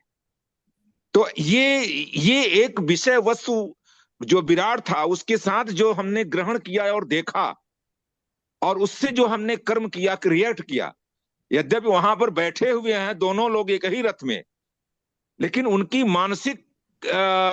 मानसिक रूप से कर्म हो रहा है, फिजिकली कोई चीज नहीं हो रहा है, ज्ञान के रूप में हो रहा है, ज्ञान को बढ़ा रहे हैं ऐसा। तो मैं इसी संदर्भ में आपसे जानना चाहता कि अंतर जो है, जो विषय वस्तु है उसका जो थोड़ा सा, लेकिन आपने कई तरह से डिटेल्स दे दिया तो सारी चीजें समाहित हो गए। हरे कृष्णा प्रभु जी। हाँ, यस प्रभु जी। और सिंपल जो आपने बोला, जैसे इसी को विराट रूप ले लें तो इसी को जैसे देखें कि विराट रूप का जो उन्होंने आकार देखा, जिसमें बहुत से राजा हैं, ये जा रहे हैं, देवता देखे, उन्होंने सभी को उसमें देखा। जो देखा वो किससे देखा? उन्होंने आंखों से। तो आंखों से उन्होंने उस रूप को देखा, उसके रंग को देखा, भगवान के आकार को देखा। ये सारा है वो देख के जो पता चला, उनको जानकारी मिली कि इतना बड़ा रूप, ये तो परब्रह्म है, भगवान है। ये ज्ञानेंद्रियों की वजह से हुआ। तो जी ज्ञानेंद्रियां, बिल्कुल। और जो उन्होंने कर्म किए उसका, कि मैं भयभीत हो गया उसे देख के, हे भगवान आप मुझे चतुर्भुज रूप दिखाएं।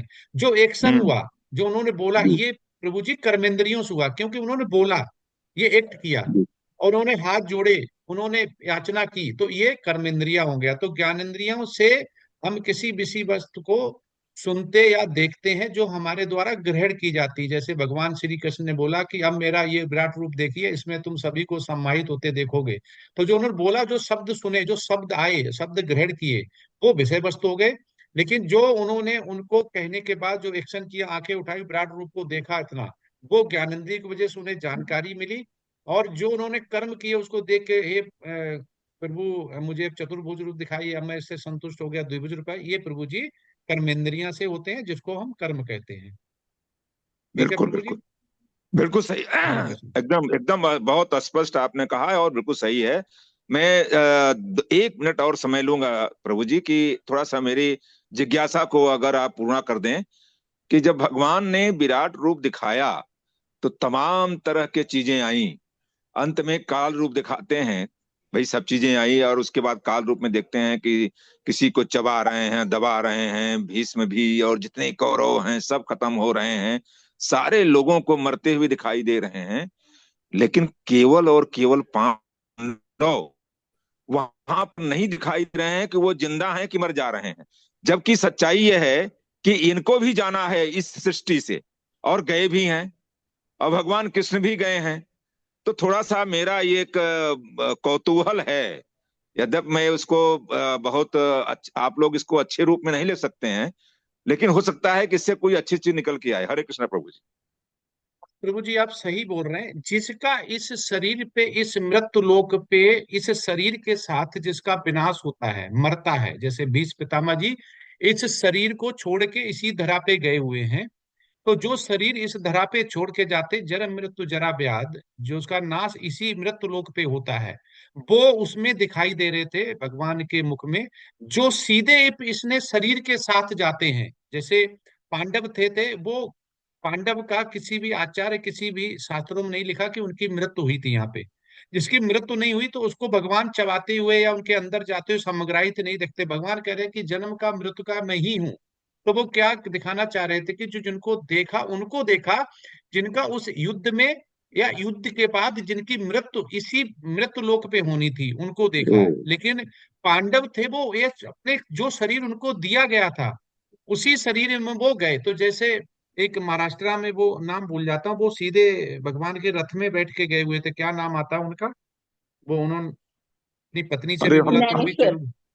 चलो। है ने ज्ञानेश्वर। ना ना भी ऐसे कुछ तुकाराम है क्या प्रभु जी? है हमें ध्यान नहीं आ रहा है, तुकाराम। मुझे भी प्रसंग आता है ना, ना भी ना कुछ ज्ञानेश्वर नाम। महाराज। नहीं नहीं, कुछ और है उनका नाम। प्रभु जी नहीं मेरा नहीं नहीं, नाम कुछ नहीं, और। प्रभु जी है नामदेव, नामदेव, नामदेव। हाँ, ऐसे कुछ ऐसे। तो वो, तो जो शरीर के, ये एग्जांपल इसलिए दे रहे हैं, जो भगवान अपने स्वयं उसी बॉडी में अपने धाम को ऐसे ही लेके जाते हैं कि उसकी तो मृत्यु ही नहीं हुई ना, वो तो सीधे धाम में चला गया। तो सीधे धाम में चला गया, तो प्रभु जी इसलिए पांडव उसमें नहीं दिखाई दे रहे थे। अच्छा अच्छा। हाँ। हरे कृष्ण ये प्रभु जी। प्रभु जी ध्रुव महाराज। नहीं नहीं, अभी जस्ट अभी की बात है, ये तो कलयुग की बात बता रहा हूँ, नाम मैं भूल जाता हूँ। प्रभु जी ज्ञानेश्वर महाराज, या ज्ञानेश्वर महाराज बोलते हैं, ज्ञानेश्वर महाराज। नहीं, वो जरा मराठी सा नाम है, क्या है? तुकाराम महाराज प्रभू जी। हैं? संत तुकाराम, तुकाराम हाँ, महाराज। संत तुकाराम, यस यस, तुकाराम, माता जी हाँ ने यस। नाम दिया संत। तो वो संत तुकाराम भी अगर वो पूरा अगर दिखाते अभी तक का भगवान, तो संत तुकाराम भी उस मुख में नहीं दिखाई देते। हम्म। तो इसलिए प्रभु जी उनको वो लोग नहीं दिखाई दिए जो कि भगवान के द्वारा नाश नहीं किया गया, या मारे नहीं गए, या मृत्यु इस मृत्यु लोक पे नहीं हुई। ठीक है, हरे कृष्णा।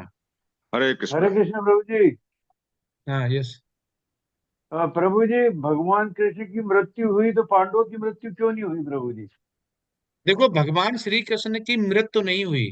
कौन कहता है उनकी मृत्यु हुई? भगवान तो अजन्मे है। नहीं, वो भग, प्रभु जी आम आम भाषा में, आम बोलचाल की भाषा में या हाँ, नॉर्मल पब्लिक लेवल में यही वो सुनते हैं कि उनके जो पाँव में तीर लगा और हाँ, उनसे यस उन्होंने यस। देह त्यागी, शरीर छोड़ा। देखो, वो ये विमान जब आया, उनका विमान आया और पूरे शरीर शरीर जैसे खत्म। भगवान राम सरयू नदी में गए अंदर, तो उनको भी बोल सकते हैं वो यस डूब के मर गए। पर वो लीला का पार्ट है। सरयू में गए, उनके साथ जितने उनके यस। परिवार वाले भक्त थे वो भी सरयू नदी में गए। तो क्या सरयू नदी में उनकी बॉडी मिली आज तक? क्या किसी ने उनको देखा? कहाँ गए, कैसे किए? ये सब लीला है अपने धाम जाने के लिए। यादवंशियों का सबका नाश भगवान ने करा दिया, इसी पृथ्वी लोक पे लीला करने आए। और उनकी यस। मर्जी ये कैसे ले जाते हैं, उसमें हमें नहीं पढ़ना चाहिए। भगवान राम, भगवान श्री कृष्ण, ये हम उनको ये समझे कि ये एक मनुष्य है नॉर्मल, उनकी मृत्यु हुई, ये उनको इस धाम से अपने यहाँ जाना है। जैसे हम अभी जैसे त्रिलोकनाथ प्रभु जी प्रयागराज छोड़ के कहीं गए थे, तो जहां गए थे तो वहां से अगर आ गए तो इसके मतलब थोड़ी वो इस धरा पे नहीं है, वो अपने प्रयागराज वापस आ गए जहां से आए, तो वो तो उन्हें नहीं देख पा रहे हैं। तो ये त्रिलोकनाथ प्रभु जी का कार्य था या उनकी लीला थी। लीला मतलब उनकी खुद की कि मैं वहां गया, आज हूं, अब मैं अपने ट्रेवल करके अपने घर आ गया। तो ऐसा नहीं, तो ऐसे ही वो अपने धाम को जब जाते हैं तो यहाँ पे किसी लीला के द्वारा जाएंगे। तो उसको भक्त वो अपनी भगवान की लीला समझता है, जो भक्त नहीं वो ये समझता है उनकी मृत्यु हुई। अब भगवान तो कभी मरते ही नहीं, और जन्मे हैं तो मरेंगे कैसे? तो ये है, तो वो शरीर जब वो भगवान श्री कृष्ण ने जब आए थे देवकी माता के सामने, तब वो अपने चतुर्भुज रूप में थे। माता ने बोले मैंने तपस्या इसलिए थोड़ी की कि आप चतुर्भुज रूप में आए, मुझे तो ममता के लिए एक मतलब उस रूप में आए जिसमें मैं आपका जो जो जो प्रेम भक्ति जिस हिसाब से मैंने किया है उस रूप में आपको ले पाऊं। तो फिर उन्होंने अपना उस रूप में रख लिया और वो पुत्र के रूप में आए माता यशोदा का। लेकिन वो क्या है कि अचंत भेदाभेद जो होता है उसकी वजह से जो हम डिफरेंस नहीं समझ पाते हैं, तो उसलिए जो हम समझते हैं कि भगवान की मृत्यु हुई तीर लगने से, वो भगवान की एक लीला का पार्ट है। अब ये भी बोल सकते हैं यदुवंशी आपस में मारे गए, भगवान ने उन्हें बचा नहीं पाया, सारों का नाश कर दिया। लेकिन भगवान जब जाते हैं तो जो उनके पार्षद यहाँ आए हैं, जब एक प्रधानमंत्री देखो अमेरिका जाते हैं तो उनके सारे पार्षद साथ जाते हैं ना अमेरिका में। तो ऐसा तो नहीं कि इंडिया से चले गए तो अरे इंडिया से चले गए अब उनका नाश हो गया, ऐसा नहीं है। वो अपने यहाँ से गए वहां पे और वहां से वापस धाम आए। तो भगवान राम हो गए, सरी नदियों में गए, उनके परिवार वाले, उनके जो प्रजा थी जितनी उनकी पार्षद थे वो सब गए। तो ये सब प्रभु जी लीला का पार्ट होता है, भगवान की मृत्यु नहीं होती है, ये सब लीला है। आप और श्रीमद् भागवतम में पढ़ सकते प्रभु जी हैं। इसमें अभी हम लोग कलयुग में भी यह प्रसंग आता है, भागवत में भी हम लोग जानते भी हैं, आप लोग भी सब लोग बताए हैं कि वृंदावन, गोकुल वृंदावन में रास लीला आज भी होती है और भगवान वहां पर गोपियों के साथ, राधा जी के साथ रास करते हैं और वो प्रकट होते हैं। तो इसका मतलब है कि गोकुल धाम में हैं, उनका धाम है और इस कलयुग में भी उनका जो है दिखाई देते हैं। यस यस जी हाँ, प्रभु जी ने बिल्कुल सही बोला कि जो भी आचार्य लोग और गुरु साधु शास्त्र हमें प्रमाण देता है या बताता है, वो ऐसा ही झूठा नहीं होता है। क्योंकि गुरु कभी झूठ नहीं बोलेगा, वो वही बोलेगा जो गुरु शिष्य परंपरा में आता है। वो गुरु ही नहीं जिसको ज्ञान नहीं, जो सच ना बोले। क्योंकि हम जो खाएंगे वैसी ही डकार आएगी। तो इसका मतलब क्या है, गुरु जो पढ़ेगा, जो सुनेगा, वो ही हमें बताएगा उद्धार करने के लिए कृष्ण भावना भावित में। तो ये जो हमारा भगवान के प्रति प्रेमा भक्ति है, ये डेवलप जब होती है जब हम भगवान के लिए ऐसा सोचे कि ये लीला है और उस लीला में हम कैसे पार्ट हो सकते हैं।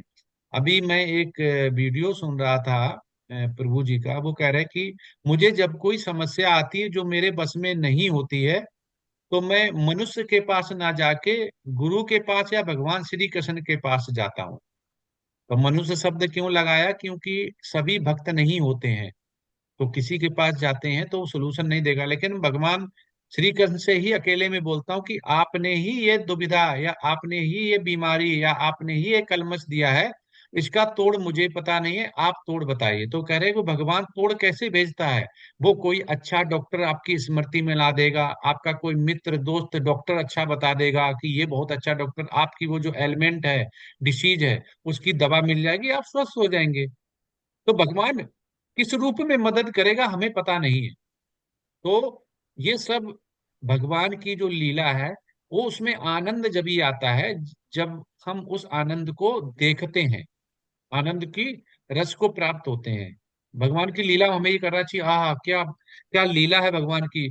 उन्होंने इसमें ये लीला की कि अपने बहलिये से उनका तीर लगा, कैसे लीला लेके गए हैं वो देखो। और अब अभक्तों को ऐसे उसमें माया में डाल के गए, वो यही सोचते रहे हमेशा, जो भक्त नहीं, उनकी मृत्यु हुई, वो नॉर्मल व्यक्ति थे, मेरे भी तीर लगेगा, मेरे भी मृत्यु होगी, अब तो डॉक्टर बचा भी लेंगे, तीर घुसेगा और उसका जो भी उसमें वेनम या जो भी शरीर वो लगाया जाता है वो निकाल दिया जाएगा, और आज तो हम ऑपरेशन से बच जाएंगे, ऐसे सोचेगा। तो उसको भक्ति नहीं मिली। भगवान की जो माया, योग माया है, उसको समझना बहुत जरूरी है। तो इसलिए हमें जो गुरु शास्त्र बताते हैं उसी पे रहना चाहिए। ये भगवान की सब लीला है। हरे कृष्णा। तो अभी चलते हैं, टाइम बहुत हो गया, कोई प्रभु जी प्रश्न नहीं है। प्रभु जी मेरा नेट चला गया था। आपने कृष्ण भावना और कृष्ण चेतना में क्या डिफरेंस बताया था भावना दोनों केवल, में? कृष्ण भावना, कृष्ण चेतना ये है कि जो चेतना कृष्ण में लगाई जाए, केवल कृष्ण के लिए। और जी नॉर्मल चेतना ये है कि कॉन्शियसनेस, मतलब मेरा हमारा शरीर जो है वो कर्म कर रहा है, किसी के लिए भी कर सकता है, बिल्कुल स्वतंत्र है वो कर्म, भौतिक भी हो सकता है, आध्यात्म भी हो सकता है। तो इसलिए जो चेतना हमारे अंदर है, मतलब शरीर प्लस चेतना, तो हमारा शरीर कार्य कार्य कर रहा है, शरीर माइनस चेतना कर देंगे तो डेड बॉडी है। और शरीर प्लस कृष्ण के लिए चेतना अगर हमने कर रखी है तो वो कृष्ण चेतना कही जाएगी। केवल चेतना मतलब शरीर चल रहा है, वो अध्यात्म भी हो सकता है और भौतिक भी हो सकता है कर्म, लेकिन अगर वही चेतना भगवान श्री कृष्ण में लगाई जाए तो वो कृष्ण चेतना होगी। हरे कृष्णा। तो प्रभु जी कृष्ण चेतना और कृष्ण भावना एक ही हुआ? कृष्ण भावना, कृष्ण चेतना, चेतना लगा रहे हैं, कृष्ण भावना भावित मतलब हो गया कृष्ण भावना अमृत में जो हम चैंटिंग कर रहे हैं और भगवान की जो सुन रहे हैं, ये जो एक्टिविटी कर रहे हैं वो कृष्ण भावना भावित होना। क्योंकि कृष्ण भावना अमृत मतलब कृष्ण के बारे में लीला या बाणी सुन के अमृत पा रहे हैं, तो वो कृष्ण भावना भावित बोलते हैं उसे। जी ठीक है, हरे कृष्णा। तो अभी चलते हैं आज। वांछा कल्पतरुभ्यश्च कृपा सिंधु एव च पतितनां पावनेभ्यो वैष्णवेभ्यो नमो नमः। हरे कृष्ण कृष्ण कृष्ण हरे हरे राम राम राम हरे हरे। अनंत कोटि वैष्णव वृंद की जय। श्रील प्रभुपाद की जय। सभी वैष्णव आचार्यों की जय। सभी वैष्णव भक्तों की जय। श्री श्री गुरु महाराज की जय। हरे कृष्णा श्रीमद भगवद गीता हरे की कृष्णा हरे जय। कृष्णा हरे आनंद कृष्णा, की सभी जय को हो, दंडवत प्रणाम। आज की आनंद की जय हो। प्रणाम सभी को, हरे दंडवत कृष्णा। हरे कृष्णा प्रभु जी, दंडवत हरे कृष्णा। प्रणाम। हरे कृष्णा, हरे हरे कृष्णा कृष्णा, प्रभु जी, हरे कृष्णा हरे प्रभु जी, कृष्णा, हरे जय।